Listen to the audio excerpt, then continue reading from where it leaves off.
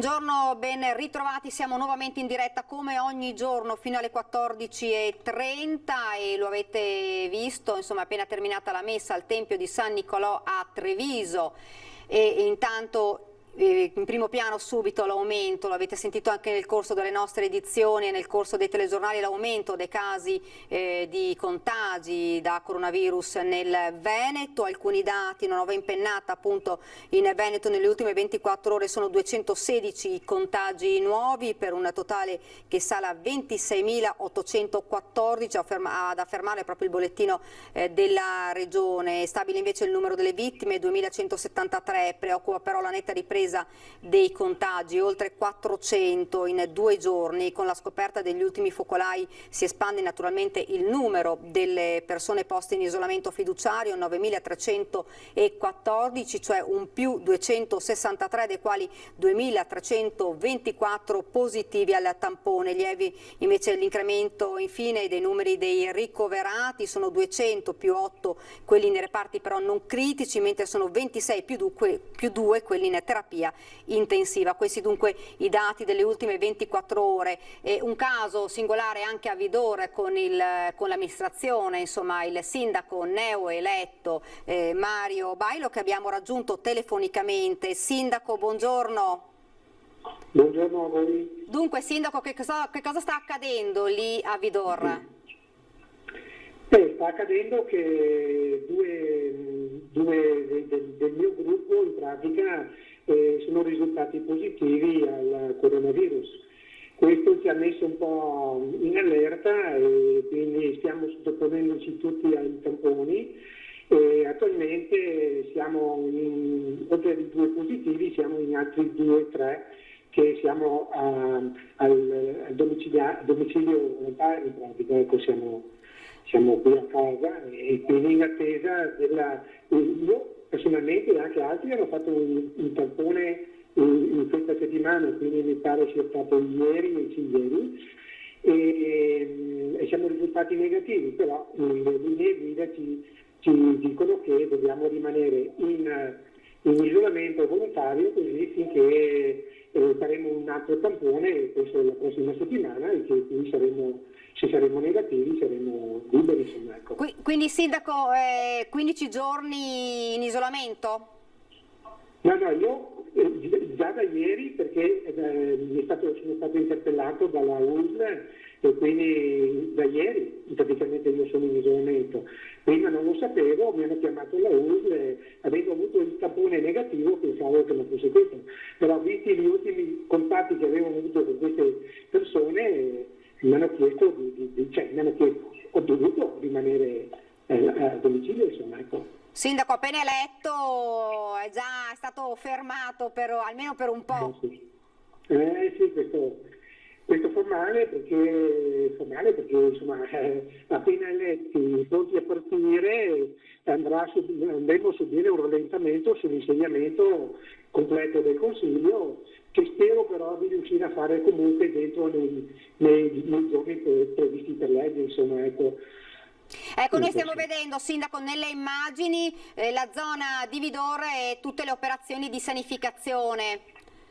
Sì, infatti abbiamo fatto fare la sanificazione dell'intero municipio, della polifunzionale e adesso anche altri, la biblioteca pure, e quindi adesso nei prossimi giorni lo attueremo anche nella palestra e nelle palestre comunque. Ecco. Sindaco, quindi il comune in questo momento, mi scusi, il municipio da lunedì sarà aperto? Sì, è aperto, il municipio sì, perché diciamo, quelli che sono entrati, che io stesso ho sempre usato la mascherina, non sono mai andato in contatto con i dipendenti, quindi ecco, le distanze le abbiamo sempre tenute, quindi nessun pericolo per questo. Ecco. La continuità della macchina del municipio va avanti comunque. Ecco, vogliamo ricordare, sindaco, comunque l'importanza della mascherina proprio perché sono aumentati purtroppo i contagi nel Veneto. Certo che sì. Colgo l'occasione per fare questo appello in pratica che tutta la gente, in particolar modo i miei concittadini, usino tutte le disposizioni che ci sono, cioè l'uso della mascherina, il distanziamento, lavarsi le mani, e quindi di prendere atto. Anche oggi uscirà anche un comunicato stampa proprio anche per tutte le altre testate dei giornali, in cui faccio una dichiarazione in cui in pratica richiamo all'attenzione Certo. tutti i cittadini. Ecco, sì. Sindaco, la ringrazio, grazie davvero, grazie e in bocca al lupo. Grazie, Grazie Sindaco. a lei, buongiorno. Dunque, vi presento immediatamente l'ospite che ho in studio, Elena Donazzan di Fratelli d'Italia. Buongiorno, appena rieletta è tornata in Consiglio regionale, quindi molto felicemente complimenti. qui con voi, grazie di cuore, grazie, grazie, è stato un risultato molto molto bello. Dunque, insomma, abbiamo parlato di contagi, purtroppo sono aumentati, un po' era prevedibile per la riapertura, insomma, anche delle scuole, i ragazzi. È veramente questo il problema? No, io non credo sia questo, credo che in tutta Europa sta accadendo questo, il mondo si muove, non è che possiamo tornare, questo non deve essere evitato assolutamente, no? Di tornare ad una chiusura. Oggi lo conosciamo di più, questo virus, sappiamo che si è indebolito nella sua virulenza, ma che continua a circolare. Stiamo facendo moltissimi tamponi, è questo anche che fa emergere, perché non tutti sono sintomatici, cioè non è che c'è solo il fatto di avere dei sintomi evidenti, e quindi in molti casi, proprio facendo i tanti tamponi anche per asintomatici, emerge questo dato. La prova di tanta attenzione e anche di tanto senso di responsabilità da parte dei veneti, però credo ci debba confortare. Io vedo comportamenti molto rispettosi, ma dobbiamo anche guardare al fatto che l'economia non può fermarsi nuovamente, certo. Non ce lo possiamo permettere, e non credo nemmeno che sia legato alla scuola, perché la scuola in fondo, guardi, è iniziata da ma neanche una settimana, con subito l'interruzione per le elezioni. Dire che la scuola è il luogo dove di più ci si contagia è profondamente sbagliato. Certo. I ragazzi peraltro sono quelli che meno hanno pericolo. Guai a definirli gli untori, Certo. perché sarebbe sbagliato anche questo. C'è un mondo che continua a muoversi, e guardando le altre realtà europee ci rendiamo conto che altrove è veramente molto più forte, Certo. molto più Ci drammatica. sono paesi che stanno rischiando il lockdown Sì, di nuovo. io non voglio minimizzare, ma dico, qui lo conosciamo, lo sappiamo, abbiamo organizzato il sistema, stiamo facendo moltissimi tamponi.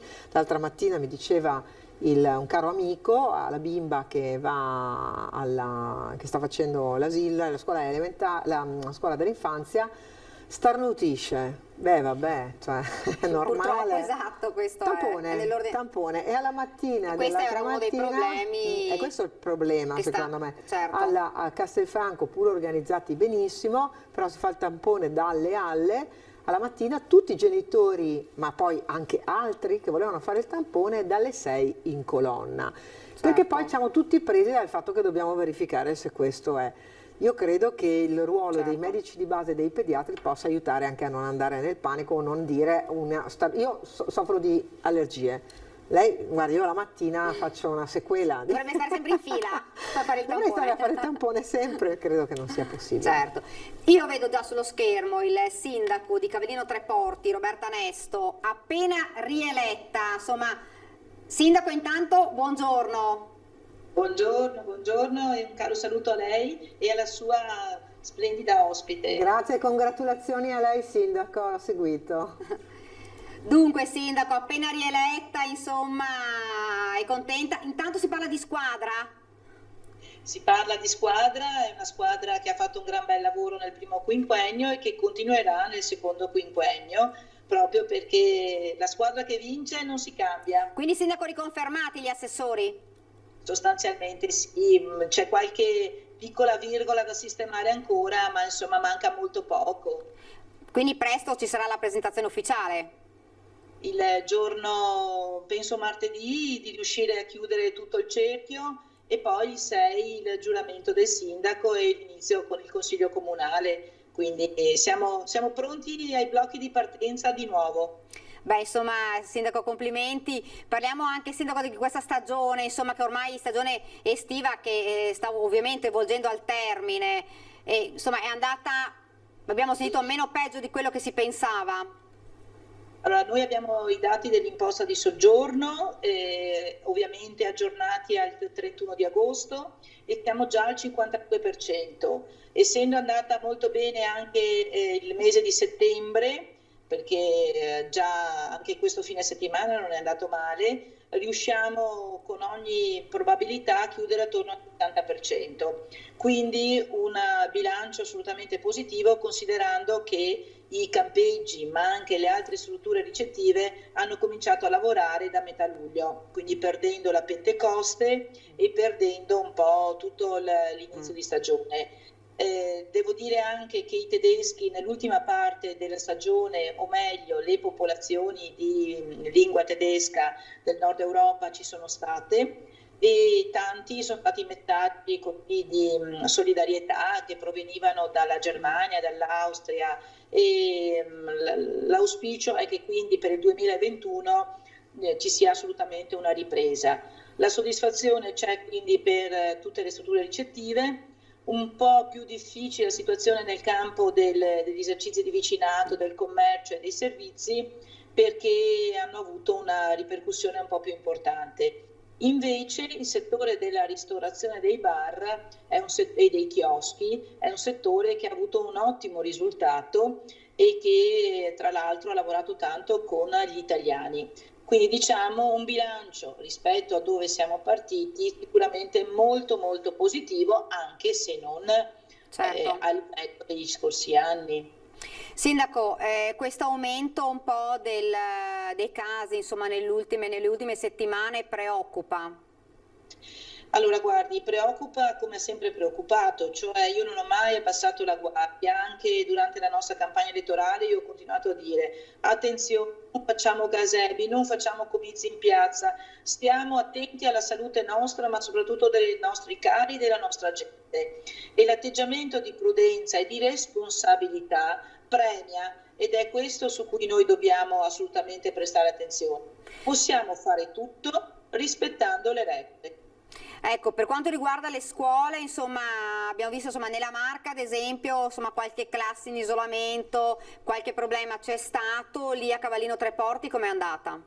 Allora, noi intanto siamo fieri di non aver chiuso le scuole per le elezioni, perché questo era un dato di partenza, non potevamo chiedere ai bambini che finalmente erano a scuola di chiudere perché c'erano delle elezioni. E siamo riusciti ad organizzarci. È stata faticosissima, ma ci siamo riusciti. Poi abbiamo organizzato bene il servizio facendo il triage fuori, nei giardini, con dei gazebi, eccetera, che il comune ha fornito, quindi già tante misure di sicurezza e un presidio veramente importante. Ad oggi i dati sono tutti negativi, nel senso che non ci sono casi, e quindi se non un piccolo aspetto da chiarire, quindi confidiamo che vada avanti così. Ma anche se dovesse essere, perché bisogna mettere in bilancio che possono esserci dei casi, io credo che siamo ormai in grado di gestirli bene, con oculatezza, con competenza, con professionalità, con buon senso, e quindi io sono assolutamente fiduciosa, perché i ragazzini, i bambini, tra l'altro la soddisfazione più grande è di vedere il nido che sta cominciando con i piccoli a riempirsi, i genitori tranquilli, perché Certo. guardi, una grande soddisfazione da questo punto di vista. Rimanga sempre collegata, una domanda a Elena Donazzan, i test rapidi nelle scuole, sembra ormai che ci siamo per il via. Sì, il Presidente Zaia ha spinto molto per questo, proprio per evitare che a fronte di un caso si aspetti, si mette in quarantena tutta la famiglia, si crea un disagio che oggi non è più sostenibile. E però mi permetta di plaudere al sindaco, perché come tutti noi, no, avevamo detto la scuola proviamo a fare in modo che non chiuda. Beh, sindaco, lei è stata una dei pochi che è riuscita a fare questo, e io sono veramente felice di fare tutti i complimenti per questo coraggio e questa capacità amministrativa. Grazie, spero, Assessore Donazzan, perché ormai io sono abituata a chiamarla così, ovviamente non voglio portarle... No, io non credo né a quelli che portano bene né a quelli che portano male. Sono molto... L'aspetto al Carabinieri Treporti adesso. Va bene, sì, sicuramente sì. Sindaco, cosa pensa dei test rapidi nelle scuole? Noi abbiamo bisogno di risposta efficace, perché tra l'altro ne parlavo proprio l'altro ieri o ieri con il dottor Bramezza, che è il direttore generale dell'US 4, a cui noi facciamo riferimento, ed evidenziavo proprio il problema del rischio di chiusura di intere classi e di insegnanti a casa. Ed è per questo che potrebbe essere veramente una grande soluzione e, come sempre, Regione Veneto e il Presidente Zaia sono sempre sul pezzo. Grazie davvero Sindaco, grazie intanto, la ringrazio. Buon lavoro. Buon lavoro. Poi grazie. Grazie Sindaco. Dunque, Ma torniamo veramente alla questione dei test rapidi, perché come ha detto il Sindaco Onesto, l'avere spinto per poter utilizzare, soprattutto nelle scuole, certo, significa dare una risposta immediata in un arco temporale che non ipotechi tutta l'organizzazione di una famiglia, ma anche di una scuola stessa, certo, perché sapere da subito che quello starnuto, quella linea di certo, febbre non è legata al virus, ma è un male di stagione. Poi insomma i ragazzini quando crescono e nella fase della crescita hanno anche delle febbri da crescita, cioè un pediatra ti sa dire che questo, ma deve essere fugato, certo, il problema principale, cioè quello di essere magari di essere portatori. Quindi l'avere il test rapido, in particolare per le scuole, non sarà solo un beneficio per le scuole, ma sarà un beneficio per la famiglia e e per anche per l'organizzazione. evitare oltretutto l'isolamento di una classe intera. Di una classe intera, che significa tutti i familiari di no, esatto, non è pensabile.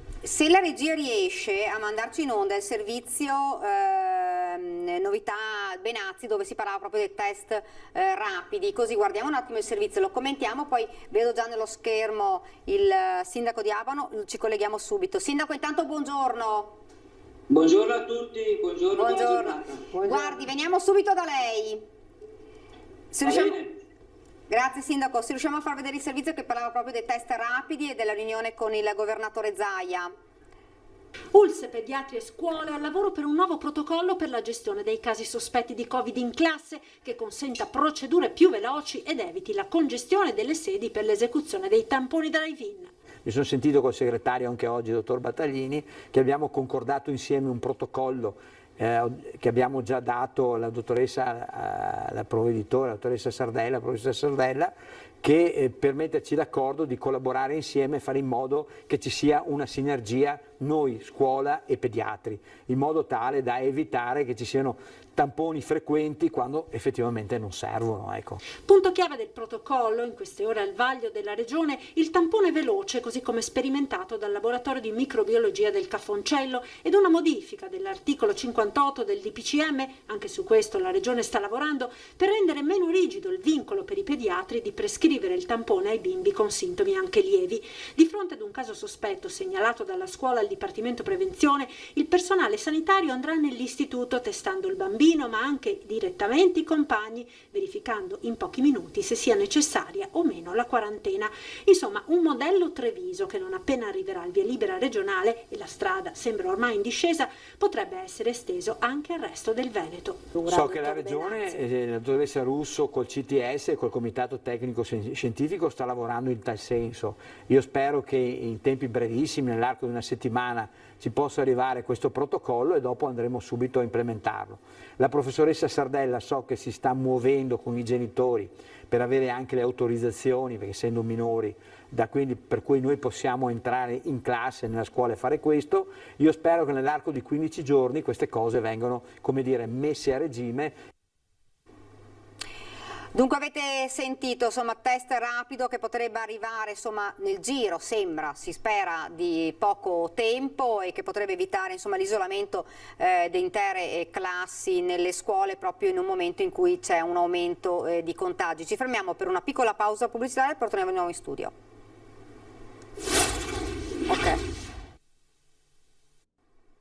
Rieccoci nuovamente in studio e adesso ci colleghiamo immediatamente con Federico Barbierato, sindaco di Abano Terme. Sindaco, buongiorno. Buongiorno a voi e ai vostri ospiti. Buongiorno a te. Sindaco, dunque, insomma, sicuramente per le Terme è stato un anno davvero difficile questo. Un anno credo che passerà alla storia per non essere mai stato vissuto così negativamente.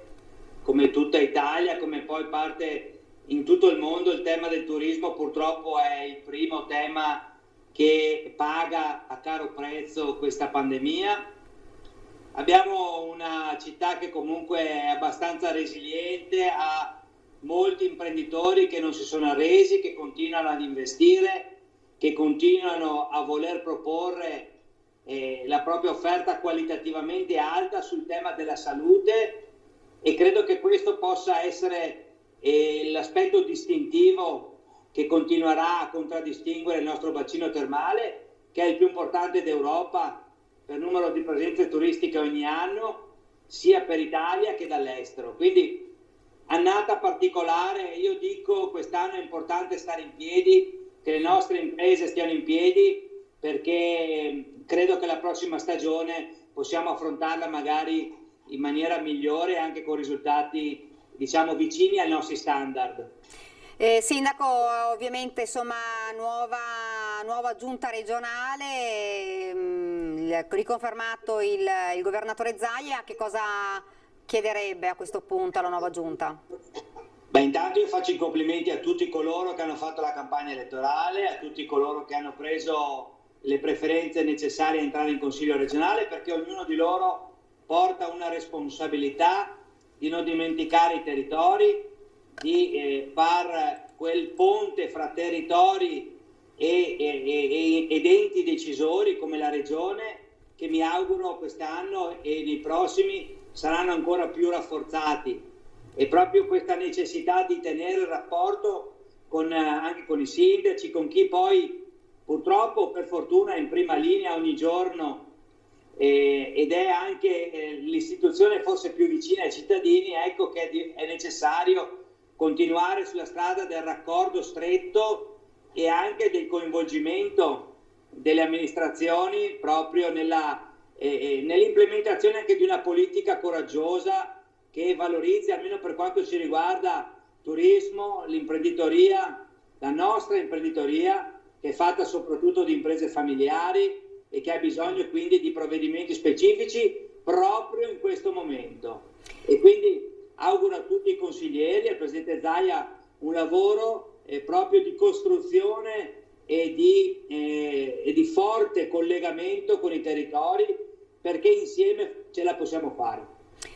Sindaco, che hanno bisogno le terme, soprattutto insomma, le zone balneari, bene o male, insomma, un bilancio tutto sommato positivo, meglio di quello che insomma, si pensava all'inizio. Le terme invece hanno avuto insomma, un periodo molto più difficile. Sì, noi abbiamo fatto un discreto agosto, anche noi. È evidente che nei prossimi mesi molto dipenderà anche dall'evoluzione della pandemia anche all'estero, perché un 40% dei nostri clienti, dei nostri turisti sono tedeschi, austriaci, svizzeri, russi, francesi, e quindi è evidente che questo passa anche attraverso degli aspetti che sono difficilmente gestibili da un'amministrazione comunale o anche da una regione. Mi auguro che le cose migliorino e che poi si continui già da subito a fare un'attività di promozione in Italia e all'estero del nostro territorio, perché va fatta in questo periodo di difficoltà, sia per la fine di questa stagione ma anche per costruire un buon 2021. Bisogna sostenerli questi imprenditori, perché stanno davvero facendo di tutto e di più per sopravvivere in questo momento. I nostri imprenditori sono veramente uomini di grandissimo carattere e di grande perseveranza, perché questo è un momento in particolare per il turismo, lo diceva anche il sindaco, lo diceva in particolare su Abano, perché vedete, un conto è la stagione estiva che ci ha permesso di stare all'aperto, quindi anche lì le piscine, le passeggiate, i colli, i collegamenti, anche di poter mangiare fuori, i tavolini all'aperto. Questo ha dato un messaggio positivo, infatti tutti quelli che si sono attrezzati così un po' hanno tenuto. Dobbiamo però capire come ci muoveremo per l'autunno, l'inverno, sarà questo il problema, spazi chiusi. prescrizioni che però devono essere, l'ho sempre detto, lo ripeto, devono essere compatibili con l'economia, altrimenti dobbiamo trovare un'altra soluzione. L'altra soluzione non è dire chiudete gli alberghi perché non c'è più, cambiate mestiere perché il ristorante non tira più, è che devi aiutare questo mondo a passare la nottata, che è una nottata lunga, direbbero a Napoli, veramente molto lunga, cioè devi dargli dei soldi, devi fare in modo che non chiudano del tutto, devi fare in modo che magari lì possano continuare a investire per attrarre, possano cercare, modificate le abitudini con le nuove prescrizioni, di trovare nuovi spazi. Anche gli spazi all'aperto vanno ripensati anche d'inverno e quindi dovremo attrezzarci con la massima libertà di utilizzo dei luoghi. Io sono convinta che i sindaci questo stanno già ragionando, magari con quelle cose che aiutano a riscaldare, che si eviti la chiusura anche in piccoli posti, perché questo sarà veramente uno dei grandi problemi. Dall'altra però, e questi sono accorgimenti che un sindaco o un operatore sa fare meglio di me, invece da parte mia, in quanto assessore al lavoro uscente, diciamo così, io credo che non potremo ragionare ancora di cassa integrazione in questo modo. L'Italia non se lo può più permettere, non abbiamo i soldi per farlo. E quindi che cosa deve succedere? Deve succedere che noi dovremmo aiutare le imprese significativamente con delle risorse che non sono dei prestiti. Zaia oggi dice,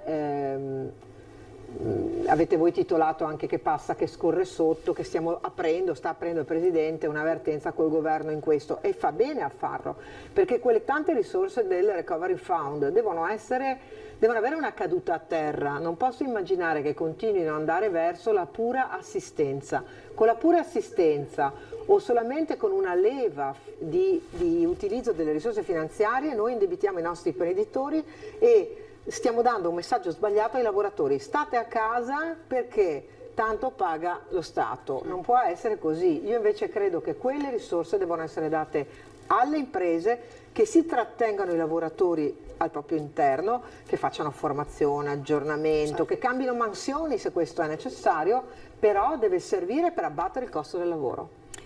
Sindaco, lei prima diceva, abbiamo bisogno anche del turismo, ovviamente, il turismo estero, anche se ci sono ancora paesi che in questo momento sono in grandissima difficoltà, molto più dell'Italia. Questo vi fa paura?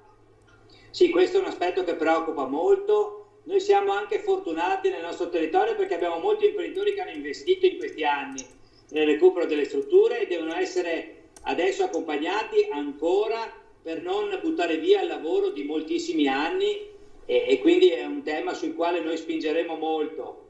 È anche evidente che il turismo dall'estero probabilmente per quest'anno sarà molto marginale rispetto ai numeri in cui siamo abituati, però noi dobbiamo in questo momento comunque comunicare sia in Italia che all'estero la nostra destinazione è una destinazione sicura, dove la salute la fa da padrone da sempre, non certo da adesso, e con strutture anche ampie e che quindi ben si prestano anche ad affrontare un'emergenza di questo genere, per cui credo che non dobbiamo dimenticare che il turismo straniero comunque dobbiamo mantenerlo fidelizzato attraverso, in questo momento, anche comunicazioni di un certo tipo, posto che magari il mercato italiano risponde più velocemente in questa stagione per ovvi motivi legati alla mobilità.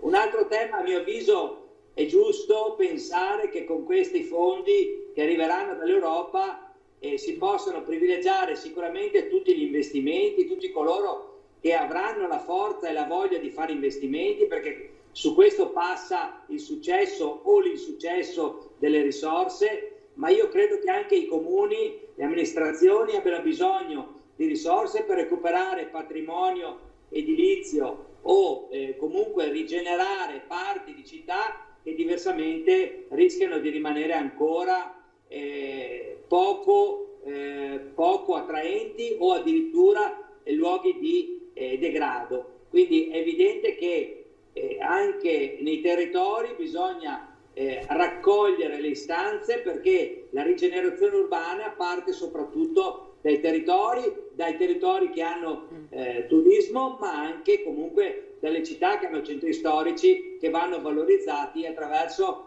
anche la facilitazione o il favorire investimenti in questo senso.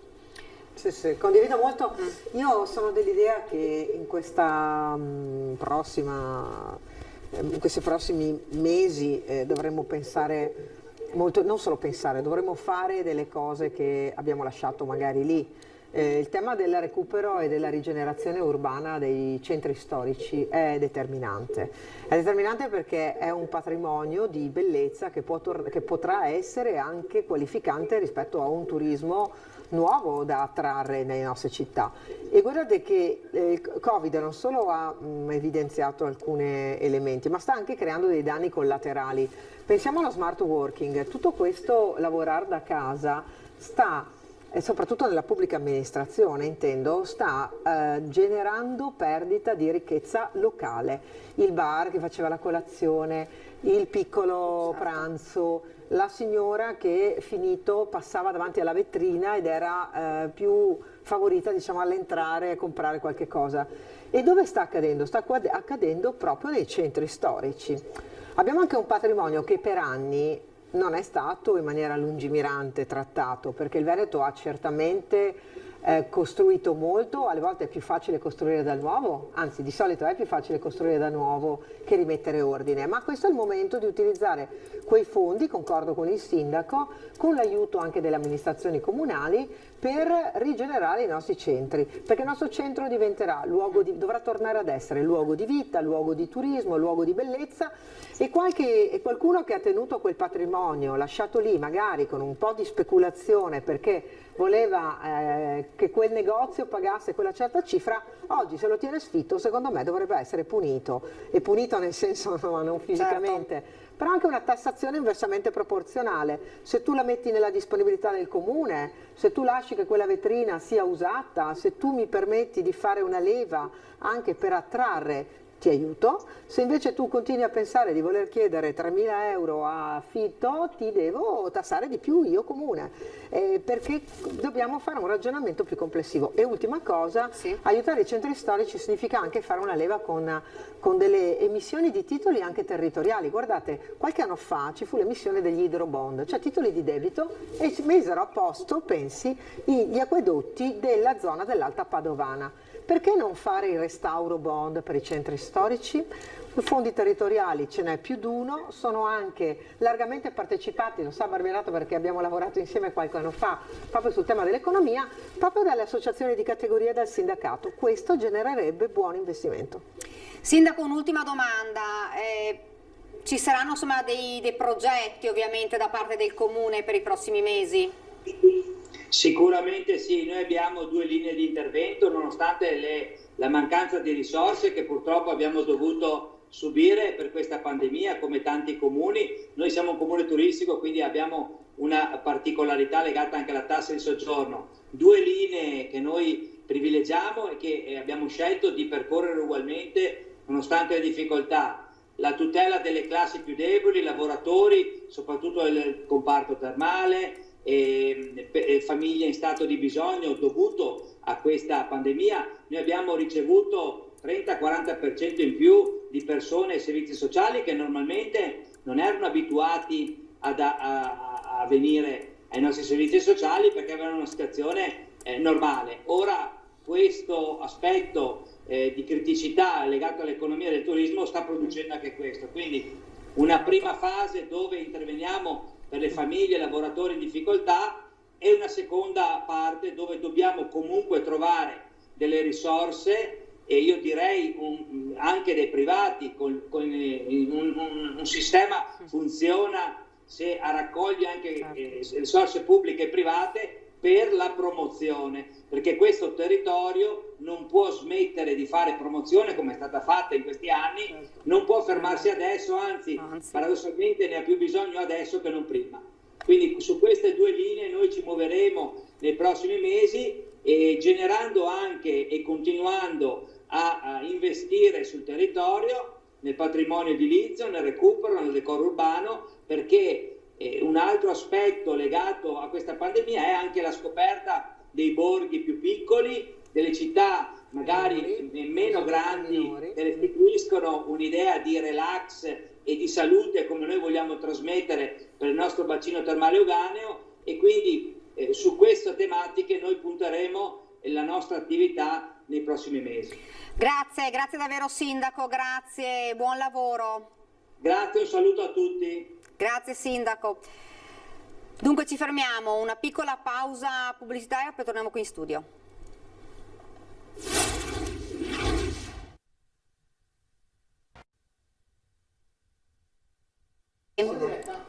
Grazie. Siamo tornati nuovamente in studio e abbiamo sempre con noi l'ospite Elena Donazzani di Fratelli d'Italia, ma abbiamo anche Rachele Scarpa, la più giovane, insomma fra le donne, Sì. esatto, in questa tornata elettorale. Sì. Insomma, com'è andata e com'è stata questa esperienza? Ma è andata bene, è stata una bellissima esperienza, anche se alla fine non sono entrata in consiglio regionale. Diciamo che credo che sia stato significativo, insomma, ho preso più di 4.700 preferenze. Bravissima. Sì. Complimenti. Sì, dai, ce l'abbiamo messa tutta. È stato un lavoro che secondo me ha pagato, perché è veramente nato dal basso. Noi eravamo un gruppo di ragazzi che ha espresso la mia candidatura, abbiamo fatto tutto quanto insieme, poi abbiamo lavorato con un centinaio di attivisti in tutta la provincia che hanno distribuito volantini, battuto i mercati, fatto i banchetti, mi hanno aiutato molto a gestire i social, hanno costruito i contenuti della campagna, quindi penso che un po' il coraggio nei messaggi, un po' la partecipazione, un po' eventi da 30 persone in 30 persone ci abbiano aiutato a fare un risultato che è stato significativo comunque. Ti aspettavi oltre 4.000 preferenze? No, le nostre previsioni erano sulle 2.000, quindi è stata una bellissima sorpresa. Te lo una dico da bellissima anziana sorpresa. del gruppo, Sì. complimenti, Grazie. perché ci sono persone che sono entrate in consiglio regionale con la molto meno di te, la metà dei tuoi voti e anche qualcosa di meno, quindi brava, devi essere veramente felice di questo risultato. Rachele Scarpa, che è del PD, vogliamo ricordarlo, Sì. insomma, che cos'è mancato secondo te nel tuo partito proprio a livello proprio generale? È mancato un po' di anticipo, diciamo, secondo me. Non si può pensare, e questo è un errore che purtroppo facciamo spesso, di svegliarsi il mese prima delle elezioni e di poter scardinare diciamo, un consenso che a destra è stato costruito negli ultimi anni in modo molto stabile. Penso che al PD in generale, alla sinistra in Veneto, manchi un po' di presenza concreta sul territorio, e penso che però anche queste elezioni ci abbiano dimostrato che dei giovani a sinistra attivi con del potenziale e anche con le idee molto chiare su come va costruita la partecipazione ci siano.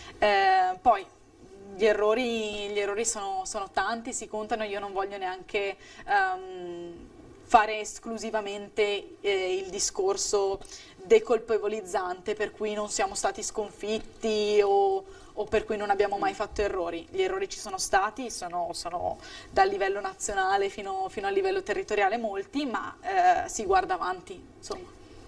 Qualcuno dice insomma era impossibile provare contro il governatore Zaia. Beh, lo è stato, nel senso che io insomma ho avuto un buon risultato con una campagna elettorale che è vissuta solo di donazioni e con un crowdfunding sostanzialmente. Non avevo sicuramente la macchina economica e mediatica che la Lega, in generale la destra, ha avuto a disposizione. Non c'erano mie foto sugli autobus, non c'erano tabelloni 3 metri per 4, non c'erano libretti incelofanati nella casa di tutti i veneti con la mia faccia, il mio programma, i miei numeri. E questo in realtà è un discorso che si può fare anche oltre a me come singola. Sicuramente Zaia in particolare ha goduto di una macchina mediatica dovuta a tutte le contingenze della pandemia, che è una bugia dirsi che non ha pesato niente, anzi ha pesato moltissimo e gli ha permesso di essere una figura molto rassicurante, essere in casa di tutti i veneti ogni giorno a mezzogiorno, e questo non va dato per scontato nell'analisi della sconfitta. Per quanto non possa essere usato come scudo, non può essere una cosa di cui non si tiene conto. Lei è d'accordo? Parzialmente. Era impossibile battere Zaia, e lo hanno ammesso. Alcuni candidati, i suoi colleghi, hanno fatto addirittura della comunicazione dicendo potete votare me, ma potete anche votare Zaia, che è poi il massimo della incoerenza. E quindi responsabilità ce ne sono, e questa è la prima. La cosa però più importante da dire è che io non credo che Zaia abbia vinto per la sua macchina economica e nemmeno solo per Covid. Prima di Covid il grado di affezione nella Presidente era altissimo, era già sopra il 70%.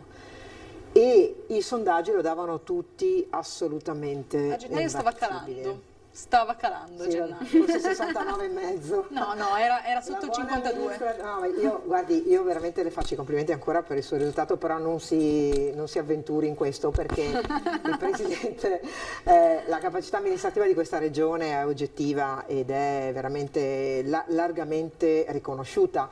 E peraltro anche quando è stata fatta la campagna elettorale, io credo impostata male da parte del Partito Democratico sui temi della sanità, cioè proprio vai a toccare una roba che tutti i veneti sanno che con tutto che c'è sempre qualcuno che può avere qualche disservizio, qualche problema, è una macchina costruita magnificamente e ha operatori capaci, non perché sono operatori capaci solo loro, perché c'è un sistema, altrimenti non si spiegherebbe perché in altre realtà limitrofe le cose non sono andate. Io vorrei fermare solo un attimo, perché vedo sullo schermo la nostra Gabriella Basso da Vicenza, perché nella notte ci sono stati due incidenti, due tragedie. Una, Gabriella, intanto buongiorno. Buongiorno a te e ai tuoi ospiti. Una a Riesepio X nel Trevigiano, dove è morto un automobilista di 62 anni, e un'altra tragedia invece nel Vicentino, e ce ne parla proprio Gabriella. Gabriella, a te. Sì, buongiorno intanto ai telespettatori, ovviamente a te e ai tuoi ospiti. Daniela, è una tragedia veramente terribile, la morte di un ragazzo di 21 anni e il ferimento grave del suo compagno di viaggio, un altro ragazzo di 21 anni. È successo alle 2:40 di notte circa, insomma, a Cogollo del Cengio, in comune di Cogollo del Cengio, ma siamo lungo la strada provinciale 350 che da Cogollo va verso Velodastico. Il ragazzo deceduto si chiama Alessio Costa, ha 21 anni appunto ed è di Velodastico. Il suo compagno grave, non in fin di vita, è ricoverato invece all'ospedale Sant'Orso ed è di Arsiero. Da capire ancora le cause di questo incidente, perché la strada 350, diceva anche il sindaco di Cogollo del Cengio, non è una strada in sé per sé pericolosa, non era in una semicurva o in un tratto buio, non c'era brutto tempo che magari può aver potuto far slittare la macchina. Sta di fatto che i ragazzi forse perché ancora è tutto da appurare, la forte velocità, probabilmente anche un po' la stanchezza, ha fatto sì che la macchina sbandasse, si capottasse su se stessa, e purtroppo Alessio Costa ha perso la vita in questo drammatico incidente. Questo ovviamente è ancora, la dinamica è ancora ovviamente da appurare. I carabinieri di Schio erano appunto sul posto e dovranno sentire innanzitutto il compagno appunto della vittima, per capire esattamente cosa stava succedendo e come si stavano muovendo i ragazzi. Si stavano tornando probabilmente da una festa o da una cena con amici, insomma. Questa è purtroppo la tragedia che ha colpito il Vicentino. Poi dicevi anche, insomma, abbiamo parlato durante questa edizione di aumento dei casi, e anche nel Vicentino in una casa di riposo. Sì, purtroppo c'è un caso, forse il primo nella zona del Veneto, forse del Vicentino almeno, della casa di riposo di Sarego, casa di riposo che già in tempo di lockdown era stata, tra virgolette, vittima appunto del Covid, una casa di riposo che ospita 124 anziani. Secondo quanto appurato anche dall'USL Ottoberica, a portare il Covid all'interno della casa di riposo sarebbero stati due addetti, appunto due infermieri della casa di riposo, e e 6 quelli che sono gli anziani che sono ovviamente risultati positivi, 5 sono asintomatici o comunque hanno sintomi lievi, un sesto invece ha proprio i sintomi chiari del Covid, sono stati posti sotto tampone tutte le persone, gli stretti contatti come si dice, sono stati tutti rintracciati, gli stretti contatti, anche gli altri pazienti, insomma gli altri ospiti della casa di riposo di quel gruppo di 6 sono stati tamponati e adesso da lunedì partirà una campagna di tamponi anche in tutta la casa di riposo e tra l'altro l'Uslotto America si è resa disponibile nel quale ora qualche anziano di questi 6 appunto stesse male o peggiorassero le condizioni anche al ricovero. Gabriella, c'è ovviamente preoccupazione perché lo ricordiamo, lo sappiamo benissimo, insomma gli anziani sono le persone più deboli e quelle insomma che rischiano ovviamente di più. Sì, il sindaco è particolarmente preoccupato anche perché la casa di riposo appunto già era stata vittima del Covid ed era stato uno dei casi più forti anche insieme con quella della Basso Padovana, però certo purtroppo si sa il Covid esiste, dice anche lo stesso sindaco e quindi bisogna tener conto. E chiaramente tutte le misure, le precauzioni erano state prese, ma di fatto alla fine viene portato dall'esterno all'interno della casa di riposo, che tra l'altro adesso in questo momento è chiuso ovviamente alle visite di familiari e parenti perché chiaramente bisogna innanzitutto mantenere tutto sotto controllo e fare i test anche a tutti gli altri ospiti. Grazie davvero Gabriella, ovviamente se dovessi avere ulteriori aggiornamenti sulla situazione della casa di riposo puoi chiederci la linea quando vuoi. Grazie davvero Gabriella, grazie, buon lavoro. Grazie a voi, buon lavoro, grazie. Quindi dunque questa è sicuramente una situazione da tenere sotto controllo perché le case di riposo, lo sappiamo, sono maggiormente a rischio. Insomma, l'aspetto più triste è quello dell'isolamento totale per cui dobbiamo trovare una soluzione. Gli anziani non possono essere privati dell'affetto dei propri figli e dei propri nipoti. Cioè credo che tutto bene, a parte sanitaria, tutto bene, tutte le precauzioni, ma noi dobbiamo anche tenere conto del dato umano.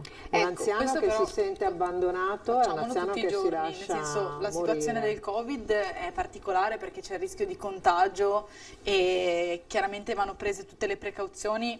Certo non si possono lasciare le persone stare male da sole, però il problema della solitudine degli anziani spero che si possa anche curare di più. C'è un fatto culturale, perché io conosco persone che si occupano del resto del mondo con grande slancio e magari hanno i propri genitori in casa di riposo e non sono andati a trovarli. Allora non è un fatto politico, è un fatto culturale. Gli anziani nella nostra società erano la parte principale e oggi per tante ragioni, anche per una vita che si prolunga ma spesso non diventa nella sua fase finale attiva, abbiamo le strutture, ma le strutture non possono essere il parcheggio. Ecco, no, e credo Infatti mi auguro che si possano fare, insomma, già negli ultimi 10 anni potevano essere fatte delle politiche che dessero delle risposte a riguardo. Culturale. Credo che di investimenti ne siano stati fatti tantissimi, abbiamo le migliori strutture esistenti, sono diffuse su tutto il territorio, molte sono figlie di donazioni fatte nel tempo, perché tutte le realtà delle IPAB sono queste nei nostri territori. La realtà delle IPAB è una realtà principalmente veneta che non si trova nelle altre realtà territoriali e regionali. C'è un problema per me molto culturale, occuparsi di tutto il mondo e poi lasciare i propri vecchi da soli. Io volevo chiedere una cosa, si parlava poi di test rapidi nelle scuole, l'ipotesi anche di fare i test rapidi ai familiari prima di entrare, perché poi insomma ovviamente gli anziani sono a rischio perché entrano i familiari e non si sa mai poi, perché sappiamo insomma che ci sono positivi asintomatici che rischiano di portare all'interno, avere insomma quest'idea di magari di fare i test rapidi ai familiari prima di entrare per garantire insomma la sicurezza degli anziani. Non so come sia la sostenibilità economica di tutto questo e soprattutto 6 ore ci vogliono comunque, cioè il test rapido, ci sono quelli che hanno i maggiori effetti che hanno 6 ore di tempo e quindi Ma non quelli è- magari il sì, tappo- c'è quello immediato che ha quello fatto immediato, vedere Zaia, esatto, sì, esatto. certo. Secondo me c'è una Ha un strategia tema di che è stata... sostenibilità economica C'è una che va strategia, tenuta adesso io non conto. sono una scienziata, quindi non me ne intendo, diciamo, però ho visto che il professor Crisanti, che comunque è stata una figura molto importante nella gestione della pandemia, ha dato un'indicazione abbastanza chiara, che è tampone a tappeto. Per me, quindi, se si testano più persone... E anche su questo mi sembra è che ci sia positivo, una cioè, nel senso- una divergenza di... Tampone a ovviamente. tappeto vuol dire che noi dobbiamo scovare tutti i focolai che ci sono, in modo da, anche quelli asintomatici, in modo da... Tutti i giorni per tutta la vita. Fino a che la pandemia È non impossibile. È non si impossibile. calma. È Secondo me non è impossibile. impossibile, è una Penso questione di scelte economicamente, È politiche. impossibile in tutti i sensi. Ma scusi, ci facciamo il test, poi io adesso esco, vado in macchina e vado al supermercato che devo fare la spesa, poi faccio un altro test, perché a questo punto devo farlo, sto incontrando anche altre persone, ahimè, poi vado nel pomeriggio a lavorare, vado in palestra, vado e incontro degli amici, poi... dei posti dove non te li aspetti, poi succede che nelle No, non è così. le persone si Nelle fermano, fabbriche si nelle contagiano. persone non si sono infettate, cara, perché no, neanche nel lockdown noi abbiamo fatto, guardi, proprio dei casi piuttosto evidenti di cui si è scientifici, parlato molto. pochissimi, quasi nulle, non erano fabbriche, peraltro venivano portate ovviamente da contesti diversi, perché le persone vivono, mangiano, dormono, vanno al supermercato, girano con gli amici, devono andare a prendere i figli a scuola, i figli sono stati a fare una lezione di, non so, pallavolo, calcio, calcetto.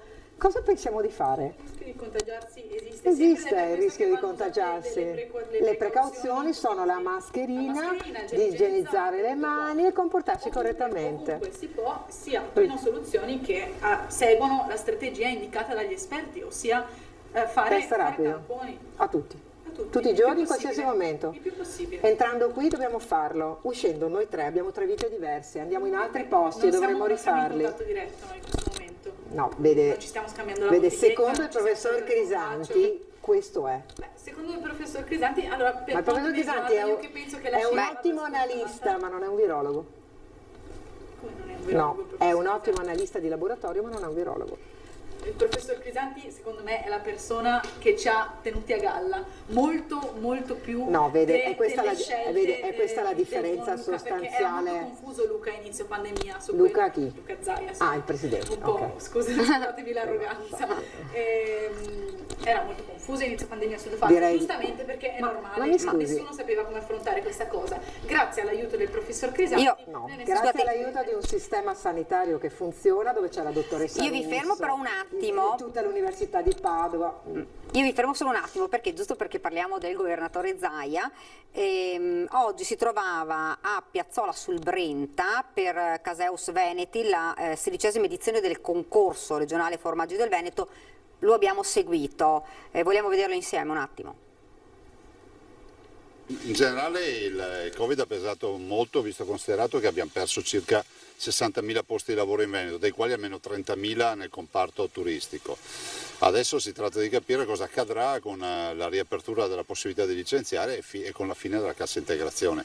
Di certo è fondamentale che si parta subito con un piano straordinario e sono anche risorse straordinarie quelle risorse che l'Europa ha anticipato di darci, i famosi 209 miliardi di euro. Famiglie che l'aspettano, bambini che l'abbracciano. Come si sente oggi? Soprattutto cosa dice a queste persone? Beh, dico che per fortuna non ho ascoltato voi in questi anni, perché sennò sarebbe andata male. No, al di là delle battute, a me ha fatto piacere che ci siano stati molti professionisti che si occupano dell'età evolutiva, che hanno detto che l'unico in Italia che si è occupato dei bimbi durante il lockdown è stato il Presidente della Regione del Veneto. Io ho sempre avuto il pensiero dei bimbi, pensate all'angoscia dei bimbi e aver avuto la possibilità di avere una persona che parlava del Covid anche in maniera semplice, ma soprattutto che dava spazio a loro, i disegni e tutto quello che ne è stato. Pensate all'operazione delle uova e dei pulcini. Sono nomine assessore, lo so che non vorrà dire niente e nulla, però insomma adesso come si sta organizzando, come sta lavorando per quello che è una grande responsabilità, appunto scegliere le deleghe, scegliere gli assessori. Ma le dirò che per me è l'ultimo dei problemi, visto e considerato che quando sarà l'ora di scegliere darò i nomi, visto e considerato che i nomi dovranno essere dati dopo la convocazione del primo consiglio, per farvela breve senza star qui a dirvi tutte le procedure. Prima è impossibile, in considerazione del fatto che eventuali assessori che sono già consiglieri, eventuali futuri assessori che sono già consiglieri devono prima avere l'insediamento del Consiglio, quindi le nomine avverranno solo dopo il primo Consiglio utile. Tendenzialmente qualche riconferma ci sarà? Ma è certo che ci sarà qualche riconferma, poi cercheremo di valutare anche le caratteristiche dei candidati a fare gli assessori, l'operatività, l'essere presenti e come dico sempre io, chi fa l'assessore deve fare l'assessore, non deve perdersi e distrarsi in altre robe. Presidente, visto che siamo a Caseus, per sdrammatizzare un po' la situazione, a che formaggio associerebbe lei il suo trionfo elettorale? A tutti i formaggi del Veneto. Noi abbiamo un sacco di DOP, abbiamo il provolone Valpadana, il taleggio, il piave, il montasio, il grana padano, abbiamo la casatella e l'asiago e il monte veronese, ecco, l'ultima DOP del Veneto, l'ultima che ho ricordato, ma non l'ultima in ordine di comparsa. Ecco, sono molti formaggi del Veneto. Qui oggi ne abbiamo 400 in esposizione e penso che sia la dimostrazione di quanto forte sia. Siamo alla 16ª edizione e abbiamo una conta importante dei visitatori che sono ormai alla 16ª edizione, oltre 50.000 visitatori. Vale come una fiera, tanto per capirci. Presidente, qualche associazione di categoria ha avanzato l'idea di un assessorato al cibo? Ma ce n'è una solo di associazione di categoria che ha avanzato questa idea, che è la Coldiretti. È bella e suggestiva l'idea, ovviamente poi condivisibile, però poi va a cozzare poi anche con problemi tecnici e giuridici nella suddivisione delle deleghe. Cioè il cibo prevede tutto, però è pur vero che l'assessore alla promozione che si occupa di cibo, ma non si occupa solo di cibo, perché anche la promozione del territorio, quindi non è che tu puoi dare 2 deleghe a 2 persone diverse perché dove finisce il cibo inizia il lavoro dell'altro, piuttosto che il tema ambientale. Ambiente è anche cibo, ma è anche discariche e anche acque, e l'acqua è cibo, però l'acqua è un elemento che va monitorato da un punto di vista di analisi, di ARPA, insomma. Suggestiva, daremo corso anche a questo, però non nella completezza, nella totalità, perché diventa impossibile. Presidente, la Regione Veneto ha scelto ancora una volta questa location straordinaria per celebrare le sue eccellenze enogastronomiche, quindi arte ed enogastronomia, da questo si può ripartire con la Regione Veneto. Sì, lei ha ragione, ricordiamo i Veneti, intanto questa è una proprietà del Veneto e quindi è dei Veneti, che vengano a visitarla, siamo a Piazzola sul Brenta ed è un'opera esclusiva, è la nostra Versailles. L'abbiamo salvata da speculazioni e da ogni altra roba in questi anni e penso che questa valorizzazione sia quella giusta. Vi ho detto che Casus Veneti, che esiste da 16 anni, l'anno scorso nella sua edizione ha fatto 50.000 presenze. 50.000 presenze valgono una fiera, una bella fiera. Questa edizione farà sicuramente, visto che speriamo che ci aiuti un po' il tempo, oltre 50.000 presenze. È la forza dell'agricoltura, la forza di volontà e la forza della determinazione. Non è facile fare agricoltura. Pensate che l'agricoltura comunque in Veneto pesa ancora molto, è un'industria che vale circa 6 miliardi di euro, sono 147.000 aziende agricole. Io penso che sia fondamentale riconoscere questo grande lavoro dei nostri agricoltori. È un'occasione per dire ancora una volta che questa mostra deve crescere ancora di più, deve diventare quella che è la mostra mondiale dei formaggi, deve andare nella direzione di diventare la vera esposizione e noi ci candidiamo ad essere, come si può dire, non in contrapposizione, però l'altra faccia di quello che è CIS in Piemonte. Penso che noi ormai abbiamo guadagnato credibilità e autorevolezza per crescere ancora di più. La Regione, mi sono considerato che lo posso dire, la campagna elettorale è finita, vuole investire ancora di più, Presidente Borga e Bernardi che è un po' il factotum, è l'esempio italiano, veneto, meglio, di uno che va in pensione e non riusciamo a fermarlo. Dov'è Bernardi? Eccolo qua, fate un applauso a Bruno. Da 27 anni ci conosciamo. Ha detto che ci conosciamo da 27 anni, io dovevo ancora nascere, lui era già vecchio 27 anni fa. Sì, ne abbiamo fatte tante di robe assieme, ma insomma guardate, spesso mi chiedono i giornalisti, soprattutto stranieri, qual è il miglior obiettivo che ho portato a casa, e io dico 2 obiettivi: l'aver dato dignità all'agricoltura, perché quando l'ho presa in mano io non aveva dignità l'agricoltura e non aveva dignità da un lato, dall'altro anche averla nobilitata, perché non era normale parlare di agricoltura. Diciamolo fino in fondo, gli assessorati e le deleghe che si davano erano quelle di Consolazione 20-30 anni fa, no? Al di là dell'aspetto politico. E dall'altro penso che sia anche diventata familiare l'agricoltura. Questo è il grande investimento che abbiamo fatto, cioè avvicinare i cittadini all'agricoltura. E l'altro grande obiettivo, ed ho chiuso, e tutti dicono, ma sì, ma tu hai fatto le Olimpiadi, ma tu hai fatto l'autonomia, ma hai fatto la pedemontana, ma le riforme sanitarie, ma il Covid e tutto quello che viene in mente. No, guardate, il vero grande risultato in 10 anni, ve lo dico io qual è. Ho preso in mano un Veneto che non aveva nessuna autorevolezza. Era la Cenerentola ai tavoli nazionali e internazionali e comunque eravamo trattati come periferia dell'impero. Oggi quando arriva il Veneto ha il suo posto e detta spesso l'agenda nazionale e questo è fondamentale. I veneti non sono più la colonia dell'impero. Grazie e ovviamente resta fisso il nostro obiettivo che è quello dell'autonomia.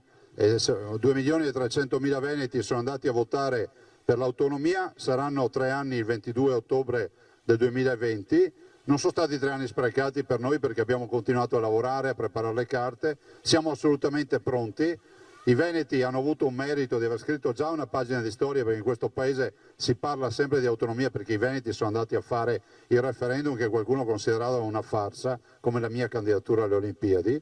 Oggi dobbiamo portare a casa questo obiettivo. Quello che chiedono i veneti non è una fantasia, ma è scritto in Costituzione.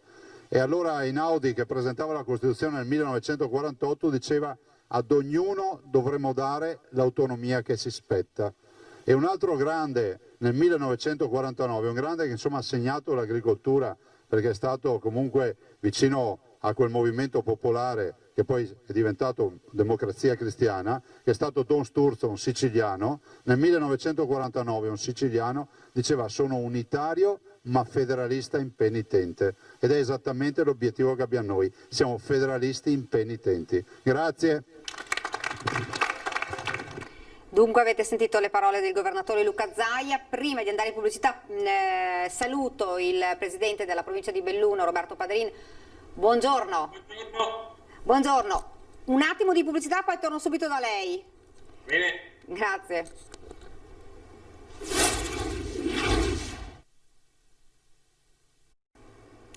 Siamo tornati in studio, andiamo subito da Roberto Padrin, presidente della provincia di Belluno. Buongiorno. Buongiorno a voi.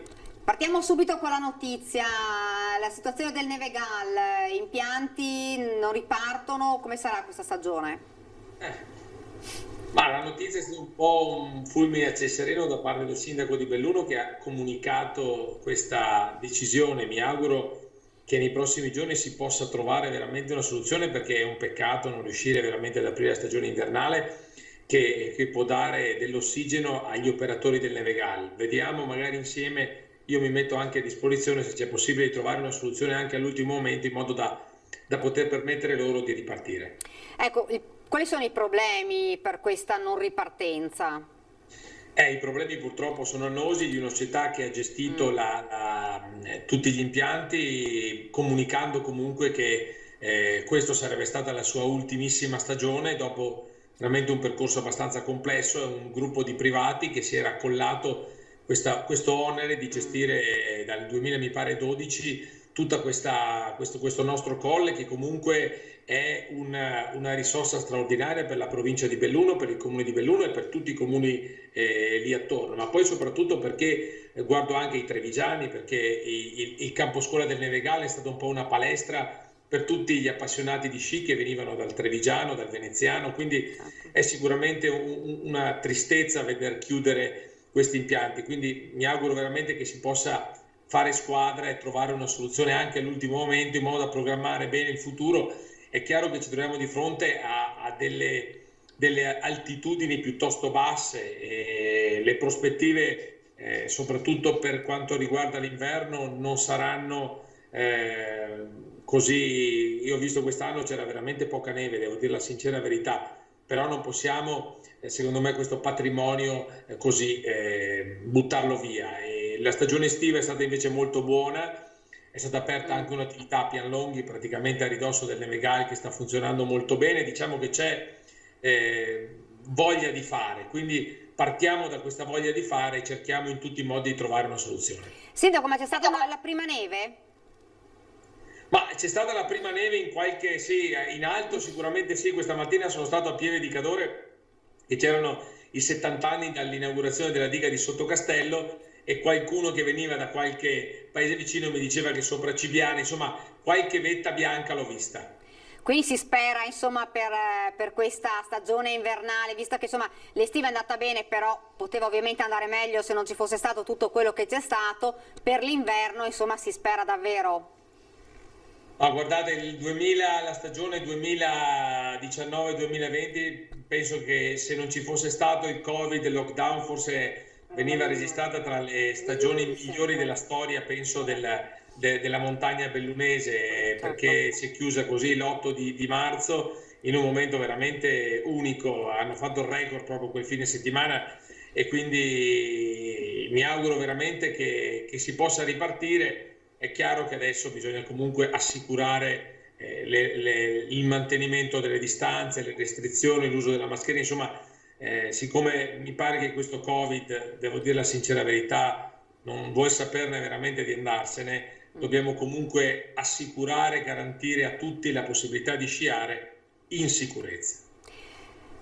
Ci si aspetta un inverno migliore dal punto di vista turistico, cosa pensa con questo aumento di contagi?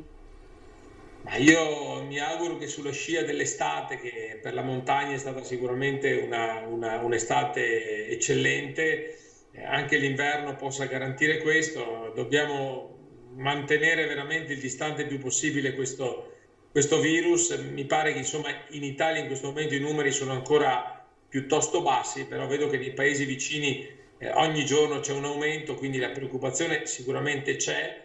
Ora siamo più preparati rispetto a qualche mese fa, anche dal punto di vista delle cure, ma soprattutto anche gli ospedali sono pronti ad accogliere più persone, quindi insomma c'è una preparazione decisamente migliore. Mi auguro veramente che ciò non serva e che pian piano questo virus se ne possa andare e soprattutto venga trovata la soluzione con il vaccino nei prossimi mesi e prima possibile. La preoccupazione, Presidente, è anche e soprattutto per gli albergatori, i ristoratori, insomma, che ovviamente sono quelli che hanno sofferto maggiormente. Hanno sofferto soprattutto la mancanza di presenze straniere, perché quest'anno devo dire che gli italiani hanno risposto alla grande, sono mancati gli stranieri nei rifugi, negli alberghi, in tutti i nostri luoghi di montagna, a parte diciamo così i paesi vicini tipo l'Austria, la Germania, ma poi poco altro. Dai paesi dell'est si è vista pochissima gente e devo dire che da questo punto di vista il turismo ha pagato uno scotto e lo sta ancora pagando e lo dovrà pagare ancora forse per alcuni mesi, perché ci sono appunto il divieto anche di venire in Italia per alcuni paesi, o meglio puoi venire ma poi devi comunque trascorrere alcuni giorni in quarantena nel proprio paese. Questo ovviamente è un disagio che porta le persone a non uscire dai propri confini. Le faccio un'ultima domanda, a livello scolastico invece come sta andando nella zona bellunese? Anche qua abbiamo alcuni casi abbastanza sporadici, per fortuna a Santo Stefano di Cadore un caso è stato registrato a Feltre. Diciamo che la situazione in questo momento è sotto controllo e tutto sommato è positiva, ripeto, a parte alcuni casi. Anche con il trasporto pubblico locale, nonostante le difficoltà e le preoccupazioni della vigilia, tutto sommato la gestione mi pare positiva. Ci sono ancora alcune situazioni di disagio che stiamo cercando di sistemare, di migliorare. Diciamo che, come ho detto il primo giorno di scuola, un po' una lettera aperta che io ho fatto ai miei cittadini bellunesi, quindi alle famiglie e anche agli studenti, quello che chiede un po' di comprensione, di collaborazione, ma soprattutto anche di rispettare quelle che sono le norme, perché è fondamentale l'uso della mascherina, tutte quelle soluzioni che una volta sicuramente erano impossibili, sembrava fossero impossibili per noi e che ora rientrano nella nostra quotidianità, e quindi abbiamo sicuramente un impegno in più. Questo è quello che chiedo a tutti. Diciamo che queste prime 2 settimane di scuola sono andate via tutto sommato in maniera positiva. Mi auguro che si possa proseguire, perché lo studio a distanza è una soluzione purtroppo da farsi se c'è bisogno e se occorre, ma non è sicuramente la soluzione per i nostri ragazzi. Presidente, la ringrazio, grazie davvero. Grazie a voi. Grazie, buon lavoro, grazie. Anche la situazione insomma sicuramente delle zone montane non è facile, perché Lo è in generale il tema del turismo. La montagna ha avuto una bella stagione quest'estate perché comunque dava spazi, distanziamento, possibilità di camminare, tutti gli spazi all'aperto. L'inverno avrà delle difficoltà maggiori, però è vero che dobbiamo fare in modo che tutto sia reso compatibile. Mentre per esempio le case sono state affittate tutte, l'Altopiano di Asiago ha avuto il record di presenze, per esempio, ma anche la zona del Cadore, del Comelico. Chi ha sofferto sono gli alberghi, e gli alberghi generano posti di lavoro. In un albergo lavora il cameriere, il cuoco, chi fa le pulizie, genera maggiore ricchezza un albergo perché tutto ciò che riguarda la pulizia, lavora la ristorazione, lavora chi deve fare le lavanderie, insomma è un circuito quello del turismo che non può essere considerato solo nella misura in cui dici chiudiamo e basta perché la gente non si deve muovere da casa. Il turismo è la prima industria italiana e dovrebbe essere tenuta in queste considerazioni perché è una catena di valore. Lavora il panettiere che porta il pane in albergo, lavora quello delle bibite, altro settore in crisi perché chiusi i grandi eventi, chiusi gli eventi sportivi, chiusi i concerti, chiuso tutto.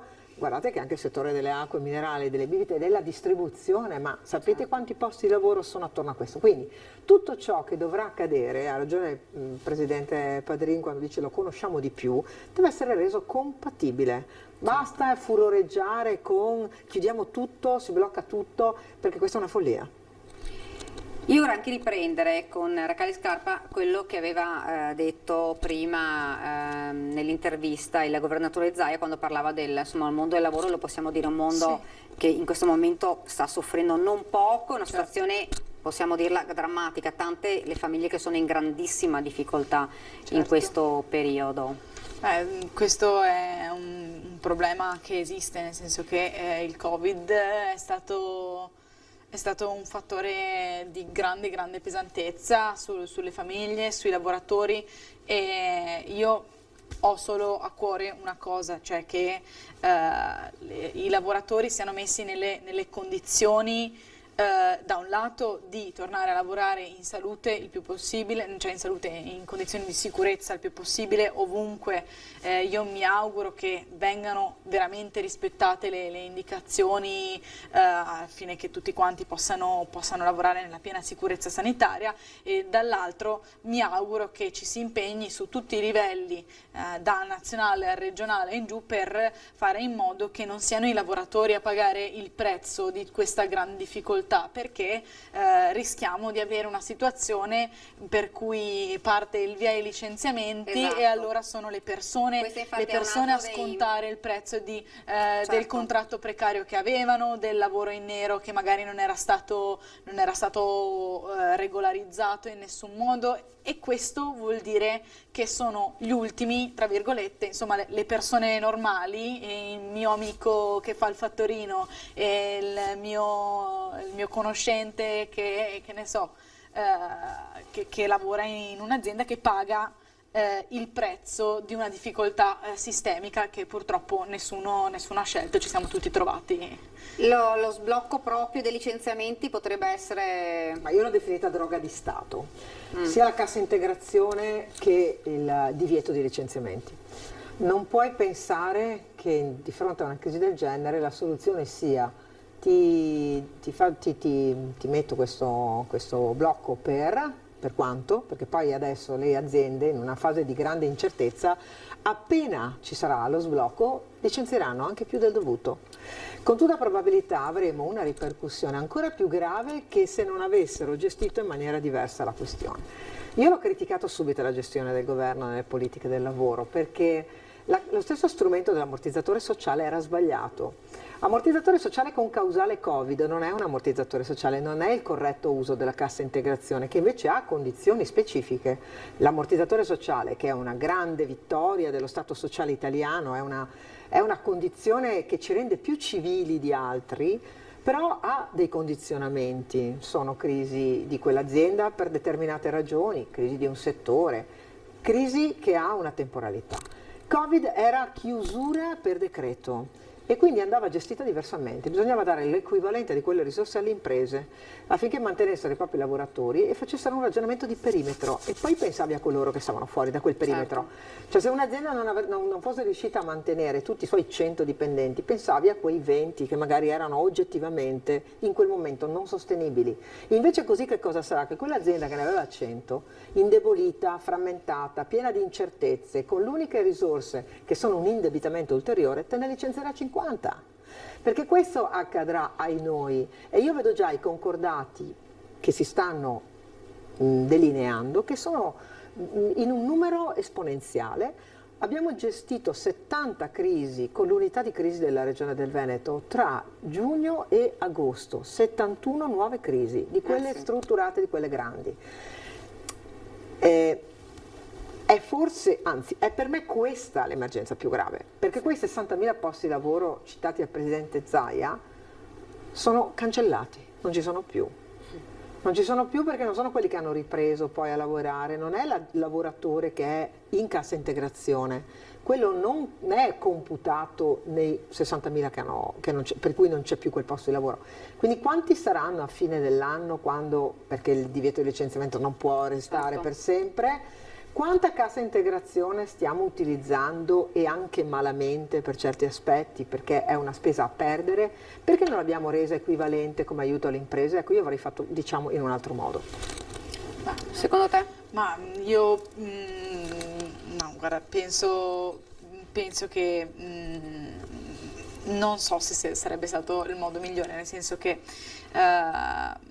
io credo che in un momento di emergenza simile sia compito delle istituzioni e del pubblico fare quanto di più possibile per tutelare le persone che realmente si trovano coi piedi a terra. Mi dispiace per dirlo così, ma le aziende non sempre hanno questo tipo di attenzione nei confronti dei lavoratori. Ci sono purtroppo tantissime realtà che sarebbero pronte a lasciare a casa le persone, e questo è una cosa che le istituzioni si devono porre come problema, perché altrimenti rischiamo di non avere nessuno che tutela il lavoratore, e questa è una cosa che andrebbe messa. Poi io mi auguro che, anche per mettere un po' insieme tutti i discorsi, che si possano pensare delle soluzioni, nel senso che mi piacerebbe vedere, per prendere il turismo, ci sono le agenzie di viaggi che hanno un sacco di autobus che probabilmente non stanno in questo momento utilizzando. Facciamo una convenzione pubblico-privato che faccia usare questi autobus anche per ridurre il problema gravissimo del sovraffollamento dei trasporti, che dal primo giorno di scuola esiste, e insomma è vero che la situazione non sta esplodendo, per fortuna, nel senso che si sta riuscendo in qualche modo a contenere, però ad esempio sul tema dei trasporti ho visto una grossissima operazione di scaricabarile, colpa di questo e colpa di quello e colpa di questo, e non c'è mai la soluzione. Ne parleremo, perché poi avremo in studio anche il professor Calò che ci diceva insomma che avevano proposto una io spero che adesso, visto che insomma governate parecchio, continuate a governare, mi auguro che si possano trovare anche delle soluzioni che pensino tutto e che concepiscano l'intervento della Regione come un intervento che deve esistere, che deve essere presente, capito? Che deve avere un suo peso e anche una sua dose di responsabilità nella gestione dei problemi. Questa frase ad effetto mi lascia perplessa. perché credo che se c'è una regione che si è presa tante responsabilità, anche suggerendo a livello centrale possibili soluzioni quando brancolavano al buio, è proprio stato il Veneto. Però sui trasporti no, ad esempio. Trasporti, per esempio, mentre noi dicevamo si fa la piena capienza, perché però non è una soluzione. Ma infatti la soluzione è 80%, che non serve a niente, perché ugualmente non è una soluzione. Io gliel'ho proposta una soluzione adesso che poteva essere, secondo me. Non c'è della fantasia. La mascherina funziona. Se la mascherina funziona, si mette la mascherina, altrimenti la mascherina non funziona. Però non funziona a 50 cm, a un metro. Però mi permetta, io sono uscita dalle scuole superiori 4-5 anni fa, mi ricordo com'è la capienza al 100%? La capienza al 100% è capienza al 300%, No, perché quella ogni non è. mattina salivo in un autobus che era stracolmo di persone, Certo che e sì. questa è la capienza al 100% di cui stiamo No, non è parlando. quella. Quello è un problema, No, non è quella. è un La problema, capienza ed è un 100% problema quella che era l'oltre. esiste da decenni, Quella era decenni in esatto, cui sì, ce quello ne si era sarebbe l'oltre. dovuti occupare. Quello sarebbe un sovraffollamento. E infatti nel piano dei trasporti che abbiamo chiesto, le regioni, guardi anche le regioni di centro-sinistra, glielo dico perché così si rende anche lei conto che non è una questione Però di è colore sempre colpa, politico. colpa del governo. No, e beh, questo sì, è oggettivamente Insomma, colpa anche perché si chiama competenza piano regionale. trasporti I fondi vanno sicuramente stanziati e sono la prima a dirlo. Detto ciò, si possono trovare delle soluzioni. La regione può essere protagonista. Le regioni italiane tutte hanno chiesto un piano trasporti ed è stato assegnato un terzo delle richieste. Questo, figuriamoci. Detto ciò, si possono. I fondi non è che non esistono. Parlando oltre solo dei trasporti, che poi appunto ne parleremo dopo anche con il professor Calò, il problema lavoro invece è un problema grave. Un problema gravissimo perché non si Gravissimo risolve, perché non si risolve con il divieto del licenziamento nemmeno con i decreti. Si rischia insomma di avere veramente tantissime persone a casa e soprattutto famiglie che non potranno arrivare veramente a fine mese. Perché insomma Con un'incertezza sempre crescente proprio perché non c'è una prospettiva. Oggi vanno aiutate le imprese, perché se non c'è un'impresa non c'è un posto di lavoro. Oggi vanno usate meglio le risorse perché anche tutto quello che noi stiamo distribuendo in termini di reddito di cittadinanza è una spesa fallimentare. Peraltro hanno tolto dal reddito di cittadinanza anche la condizionalità, che era l'unico strumento che poteva rendere dignitoso il reddito di cittadinanza, perché a fronte di un aiuto perché tu non stai lavorando da un po' di tempo, perché hai delle condizioni patrimoniali che ti rendono debole, però se rifiuti la terza offerta di lavoro ti tolgo il reddito di cittadinanza. La prima cosa che hanno fatto con il primo decreto, il decreto Cura Italia, è stato togliere la condizionalità. Quindi noi oggi abbiamo una marea di persone che percepiscono un reddito di cittadinanza e gli offrono un lavoro e dicono no grazie. Però non mi sembra una soluzione di sistema accanirsi contro il reddito di cittadinanza. Io penso in generale per dare delle risposte al mondo del lavoro che servivano anche da molto prima. Mi scusi, il sostegno alle imprese secondo lei comunque di cui parlava? Sicuramente le imprese non vanno diciamo trascurate, sono comunque una parte del tessuto sociale e economico soprattutto della nostra regione. Ugualmente però io penso che per creare occupazione, creare anche un'occupazione di qualità che sia stabile, che non porti 13.000 giovani all'anno ad andarsene, serva fare degli investimenti anche un po' più di prospettiva, e mi riferisco appunto in particolare all'istruzione. Mi fa anche piacere essere qui con l'assessore perché noi lo diciamo, io lo dico personalmente, ho fatto anni di attivismo studentesco, insomma ripetendo che servono più fondi anche da parte della regione in istruzione, università e ricerca. Serve una legge regionale al diritto allo studio che può sembrare scollegato dalla questione lavoro, certo, ma non lo è assolutamente, e serve dall'altra parte una visione anche molto politica, secondo me, diversa di quello che deve essere il ruolo di una riconversione ecologica e sostenibile dell'economia, che può generare anche posti di lavoro, soprattutto se si fa un investimento in contemporanea, parallelo sulla ricerca e sull'università, perché in questo momento tanti giovani si trovano in una situazione di precarietà, certo, perché non sono stati messi nelle condizioni di fare un percorso di studi consono. Tanti giovani laureati fuggono a gambe levate perché non c'è un accompagnamento reale, non ci sono sbocchi. Probabilmente le università non rispondono alle esigenze del mondo del lavoro, si parlano poco e c'è tantissimo lavoro da fare in questo, quindi mi auguro che nei prossimi anni ci sia un po' un cambio di direzione, perché secondo me è mancato tanto, anche e soprattutto in termini concreti di investimenti, fondi e dimostrazione di una volontà politica di metterci le risorse su queste cose. Faccio rispondere un attimo a Elena Donazzan, dopo diamo la pubblicità, salutiamo Elena Donazzan, esatto, che è rimasta con noi. Grazie. E invece teniamo qua un altro po' Raccalle Scarpa. I maggiori investimenti dopo la sanità, pensi, che sono stati fatti nell'istruzione e nella formazione nel bilancio della Regione. Sì, ma di quanto stiamo parlando? Stiamo parlando di, guardi, solo di formazione professionale 85 milioni all'anno, solo per l'università 6 milioni 6 milioni all'anno. Sono pochi. Solo di ricerca, ma sempre poco per voi, è sempre poco, certo. Però sono tantissimi, perché questi sono stati tutte ricerca applicate alle aziende. Abbiamo finanziato un'operazione che si chiama Cervelli di rientro, con cui sono rientrati 3.000 giovani dall'estero, quelli che erano andati non in fuga, secondo me a fare anche delle ottime esperienze, e sono rientrati in patria.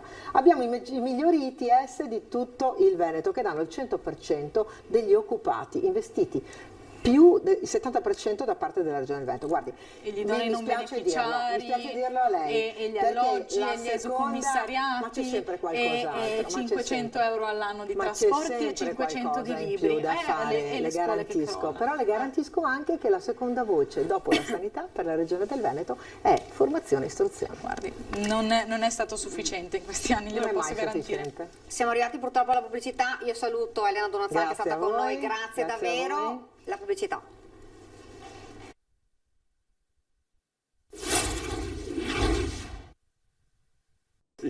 Volendo.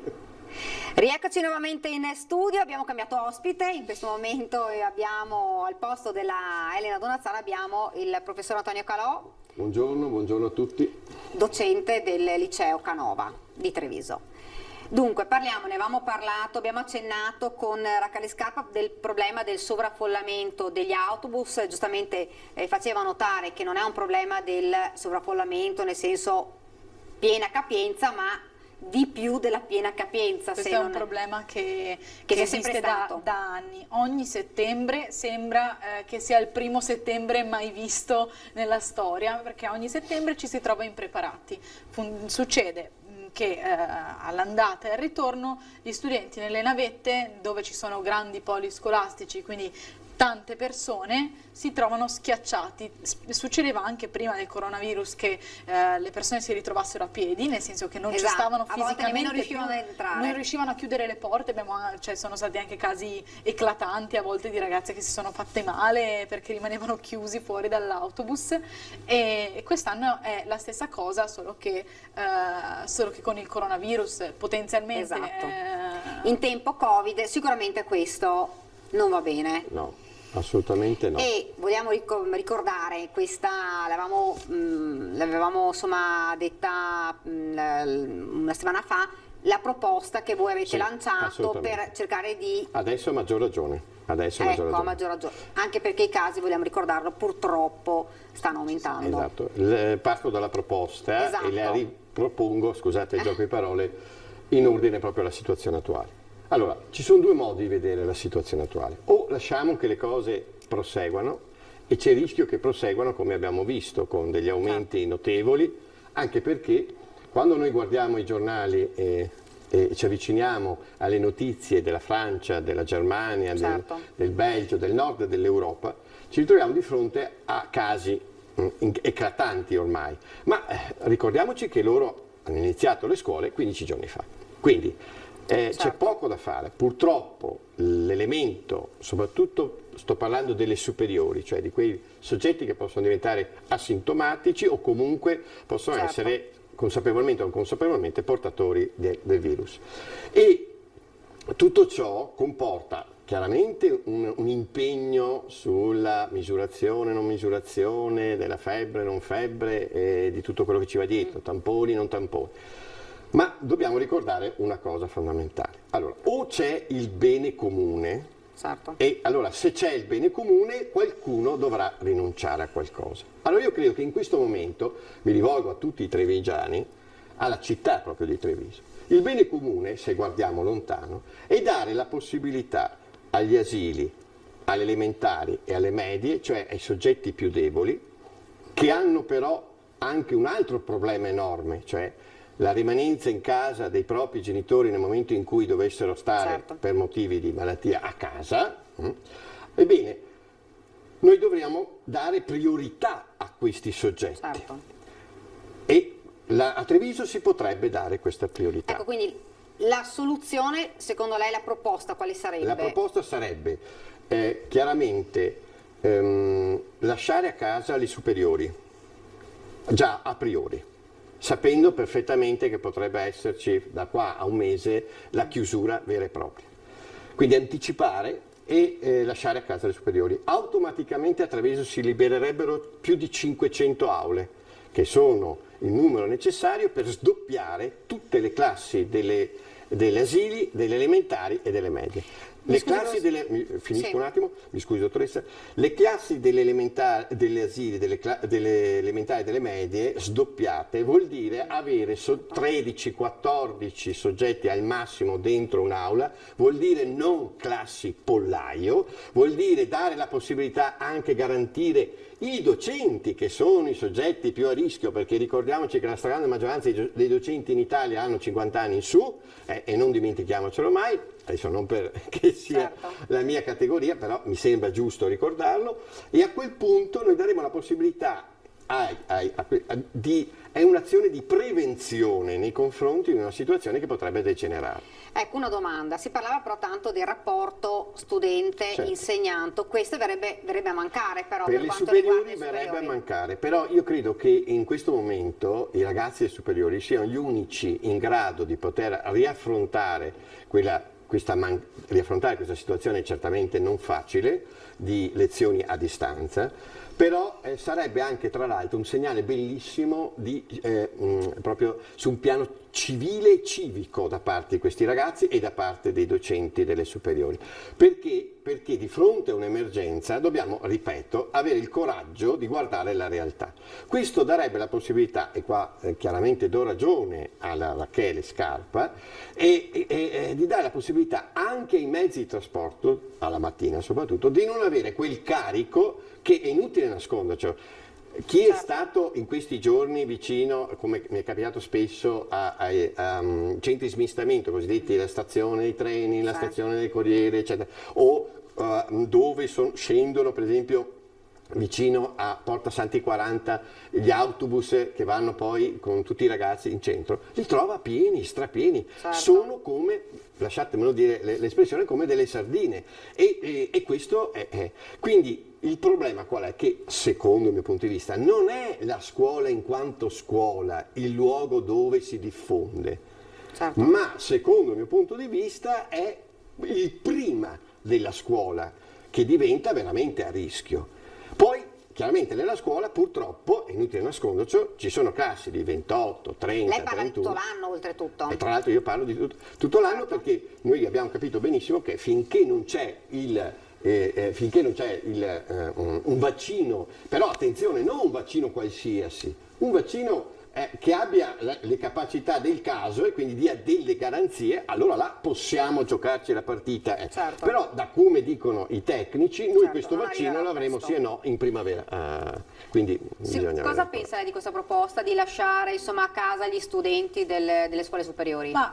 Io conoscevo già la proposta, nel senso che ho avuto modo di discuterne con il professor Calò, e io sono sempre stata una sostenitrice del fatto che è molto importante il rapporto umano tra docente e studente. Tanto che insomma io sono anche contraria alla didattica frontale fissa di per sé, per cui è solo il docente che parla. Secondo me andrebbe ripensato tutto. Questa è ovviamente una proposta di emergenza. Io penso che sia immaginabile se è possibile, anche condivido un bel gesto di responsabilità da parte degli studenti delle superiori, se poi si immaginano anche delle soluzioni parallele, nel senso che a quel punto le scuole al pomeriggio sono praticabili, e per quanto mi riguarda se si riduce ragionevolmente il quantitativo di ore da passare davanti a un computer, perché 6 ore davanti a un computer è impossibile.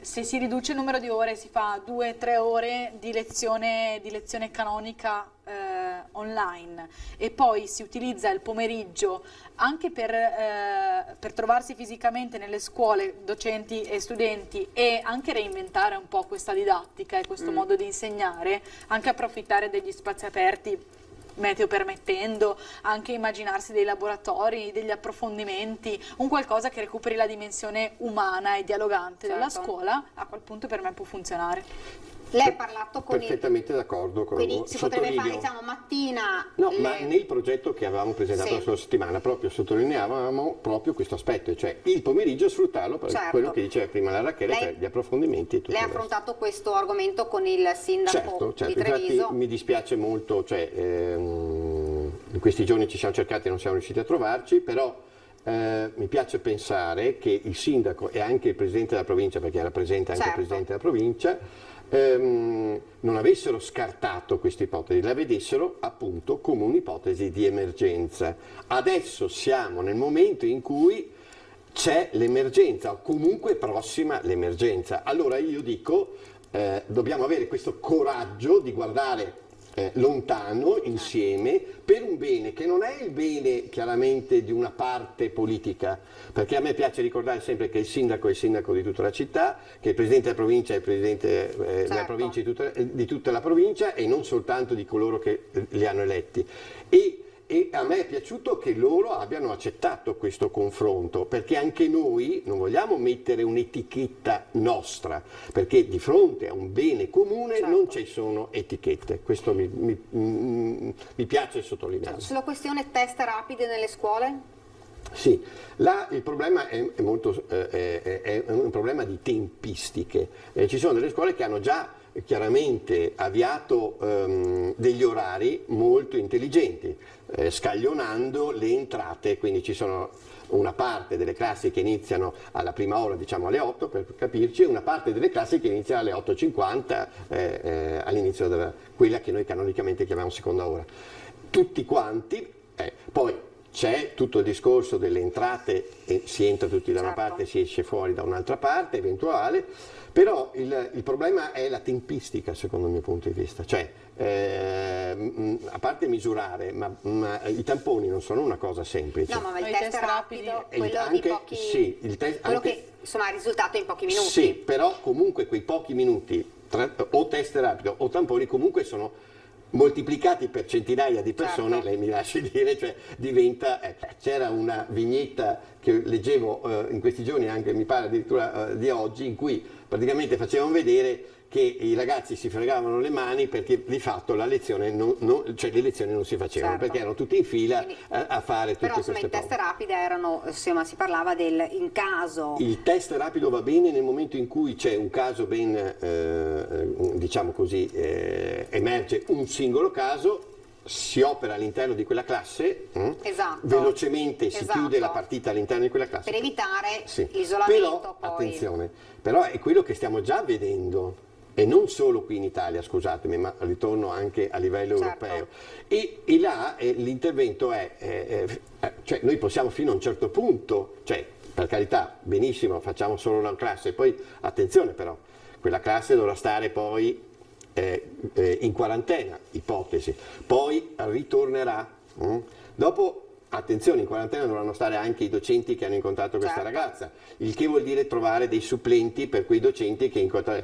Certamente si potranno iniziare delle lezioni a distanza lì dove è possibile, però lei capisce bene, io mi metto dalla parte di un preside, adesso non per il preside, e devo essere sincero, sarebbe una cosa veramente complicata. Allora io vorrei che ogni tanto noi potessimo, lo dico sempre, bisogna sapersi immedesimare nelle funzioni degli altri e capire la complessità di questa situazione reale.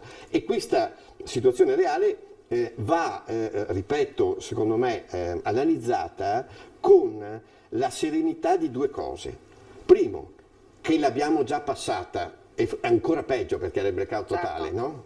Secondo, che abbiamo anche, al di là di tutto, dimostrato a noi stessi, a me non interessa le dimostrazioni nei confronti degli altri stati, a me interessa a noi stessi come italiani, abbiamo dimostrato che siamo anche in grado, capaci di rispondere in un certo modo. Questo sì. Fra l'altro, se non ricordo male, la scorsa settimana avevamo fatto proprio servizio, parlando del sovraffollamento degli autobus, anche di un ragazzo che non ricordo più di dov'era, ma forse era di un comune ovviamente della provincia, Limitrofo. che si faceva esatto non so quanti chilometri in bicicletta e andate di ritorno, proprio perché gli autobus erano sovraffollati. Lui vive con la nonna e quindi la paura esatto, di poter essere contagiata in una zona che è ovviamente ristretta e purtroppo, dobbiamo dirlo, non sempre vengono rispettate le norme previste, quindi mascherina, perché parliamo, insomma, non tutti, diciamo, rispettano, e quindi questo ragazzo, ecco, guarda, lo vediamo adesso, il ragazzo che si faceva i chilometri in andata e i chilometri di ritorno per poter andare a scuola e garantire parliamo parecchi chilometri, non parliamo tanto proprio di di cappello, ma anche perché io condivido, nel senso, la paura quotidiana, perché oggettivamente è vero che il virus colpisce anche i giovani, ma gli effetti sono meno gravi. Hai sempre, costantemente, ogni giorno tanta paura per i genitori, per i nonni, per tutte le persone più anziane con cui viene a contatto. Qui abbiamo le immagini, abbiamo fatto anche un servizio proprio di quando entravano in autobus, che abbiamo avuto anche parecchie segnalazioni qua in redazione di persone di autobus, insomma, abbastanza pieni di studenti, però genitori che me sono lo lasci dire, dottoressa, ha ragione Rachele quando dice che attenzione, questo è un problema che si ripresenta ogni anno, si ripresenta sia in ordine diciamo così, alla densità di studenti all'interno di un mezzo, come può essere l'autobus, il treno o la corriera, ma anche, ricordiamoci, la densità delle classi pollaio. Cioè, a noi ci avevano detto che non ci sarebbero state più le classi pollaio e invece le classi ci sono. Allora, quindi parliamo di numeri che vanno? I numeri che vanno da 27, 28, 30, 31, ma al di là dei numeri ci sono gli spazi, cioè nel senso rimangono quelli. Che sono quelli. Attenzione, non dimentichiamoci poi un piccolo particolare, stiamo andando verso l'inverno. Ieri sera ne abbiamo avuto una prova, no? L'autunno e l'inverno. Ora, una stanza, un'aula, quanto tempo ci impiega, una volta chiuse le finestre per ovvi motivi, a diventare satura, no? Su un piano dell'aria respirata? Ma pochissimo, secondo me. Quindi dovremmo in teoria spezzare le ore e ogni quarto d'ora fermarci, aprire le finestre, far girare l'aria, poi riprendere la lezione. Ma lei capisce che c'è una cosa così per darci una garanzia.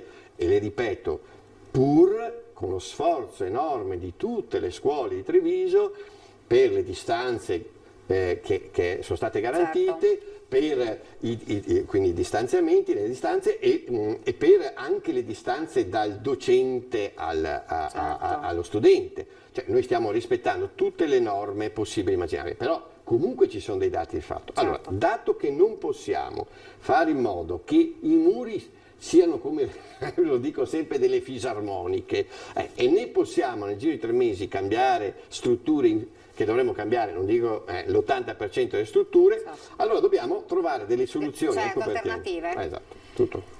Noi abbiamo parlato del mondo della scuola, delle superiori, delle medie, delle elementari, giustamente, che sono poi i bambini sono insomma più a rischio, ma c'è anche il mondo universitario, che non è indifferente, nel senso che noi abbiamo fatto parecchi servizi, purtroppo università che sono ricominciate con alcune telematiche, alcune in presenza, poi abbiamo avuto tante chiamate anche di ragazzi che si sono trasferiti in altre città. Adesso, prima erano in presenza, adesso si sono messe le fanno online e quindi si trovano in una situazione difficile, perché poi se succede, allora si scongiura il lockdown, questo è sicuro, ma se poi l'università decide di chiudere lo studente si trova, la famiglia dello studente si trova a pagare un affitto, e questo è un altro problema, perché abbiamo sentito tantissimi trevigiani che si trovano in grandissima difficoltà in questo momento. Infatti era quello che provavo a dire prima all'assessore Donazzan, che insomma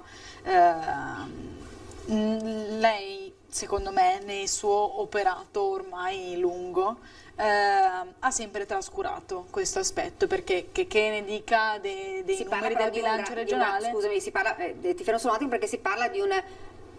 Forse abbiamo, scusami Rachele, il sindaco di Treviso?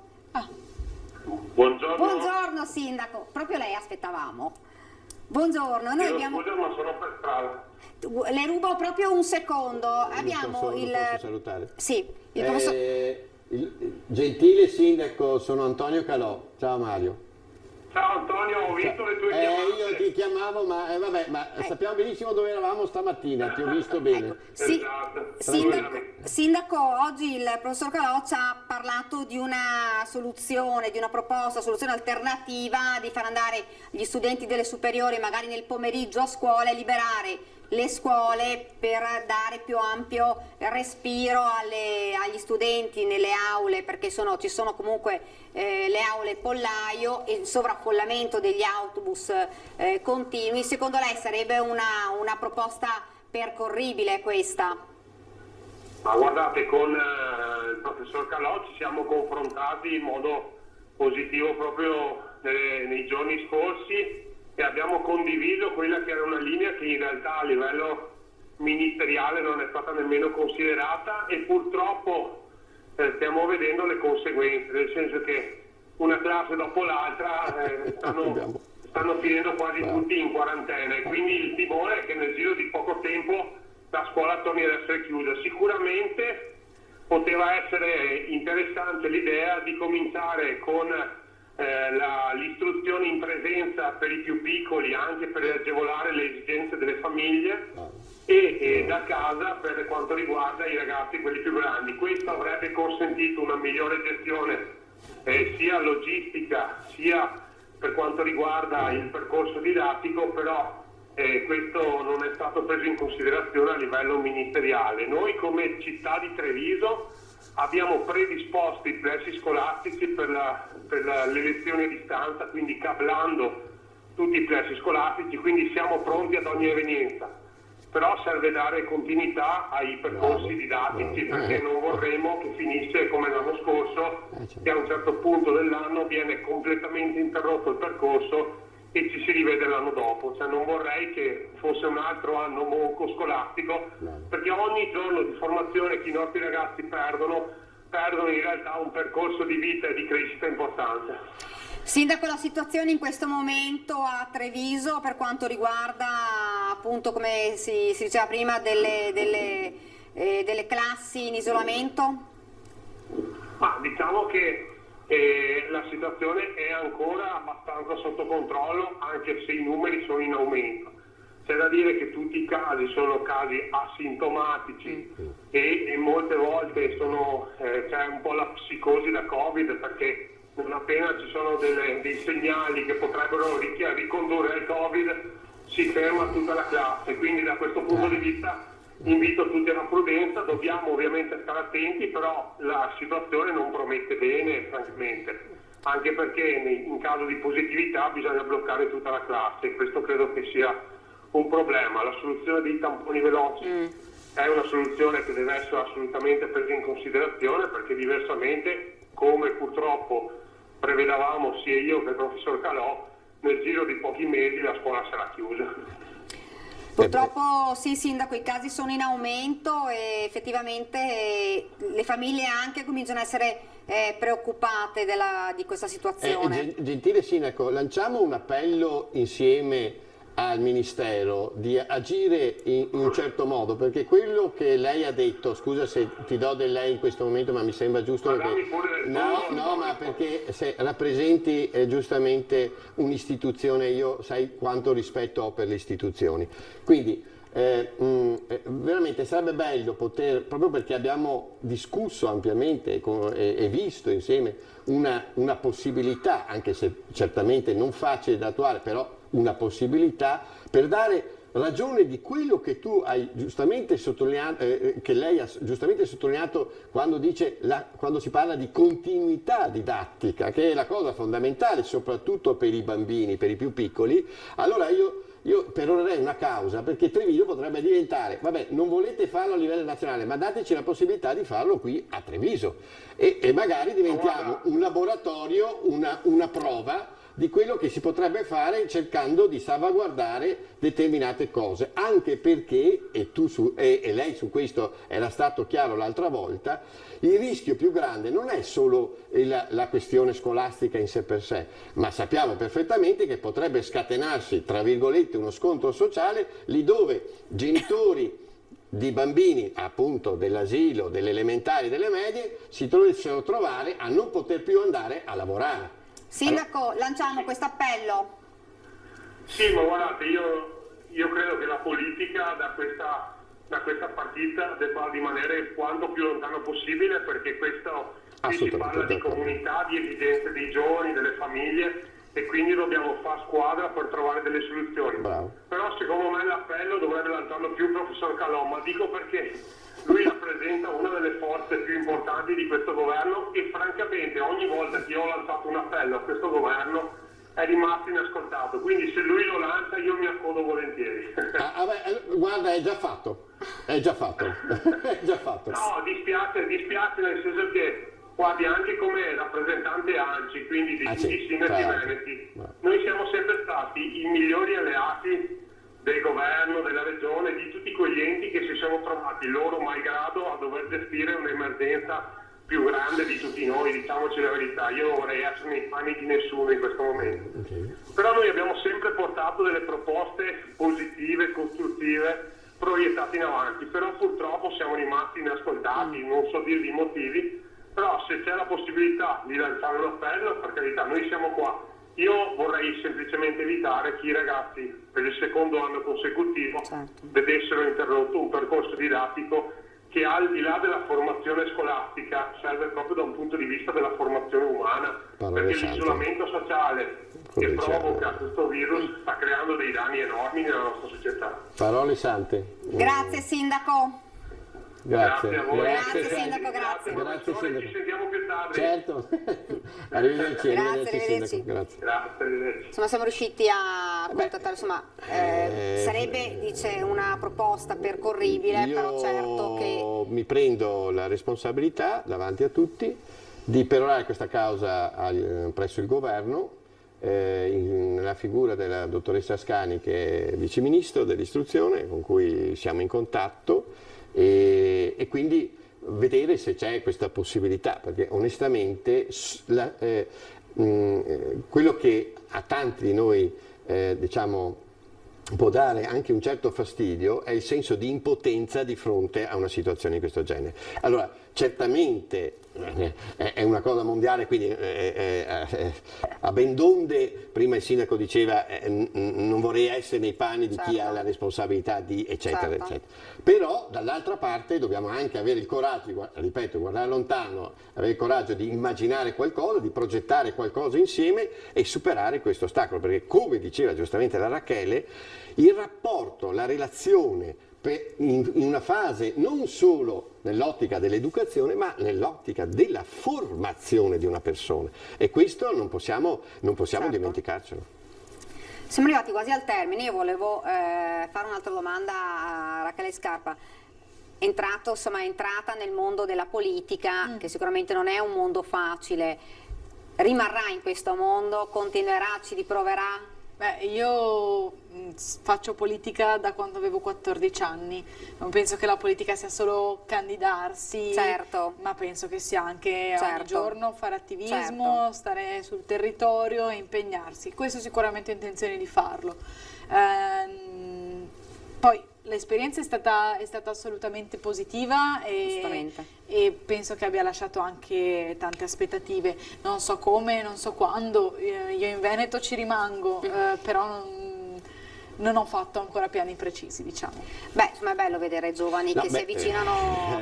Io adesso non è che voglia dire, però io sento in lei quell'animo giusto di un giovane e di tanti giovani che si sono misurati in queste elezioni regionali e che hanno raggiunto dei risultati veramente importanti, e Rachele ha dimostrato di poter essere una persona che non sia solo vista come una giovane, ma come appunto una donna, che che ha il coraggio delle proprie idee, che le sa portare avanti con grande convinzione, e anche ha l'umiltà della conoscenza, della comprensione, delle domande, della ricerca e dell'ascolto.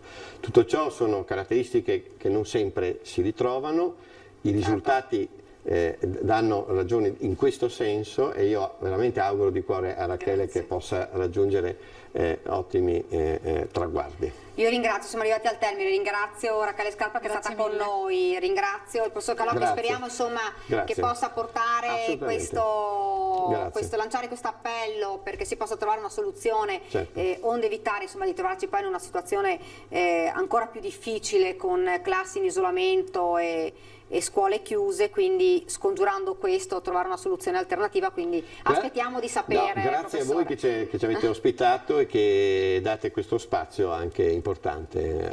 Grazie a voi e siamo arrivati al termine, grazie davvero per averci seguito, arrivederci.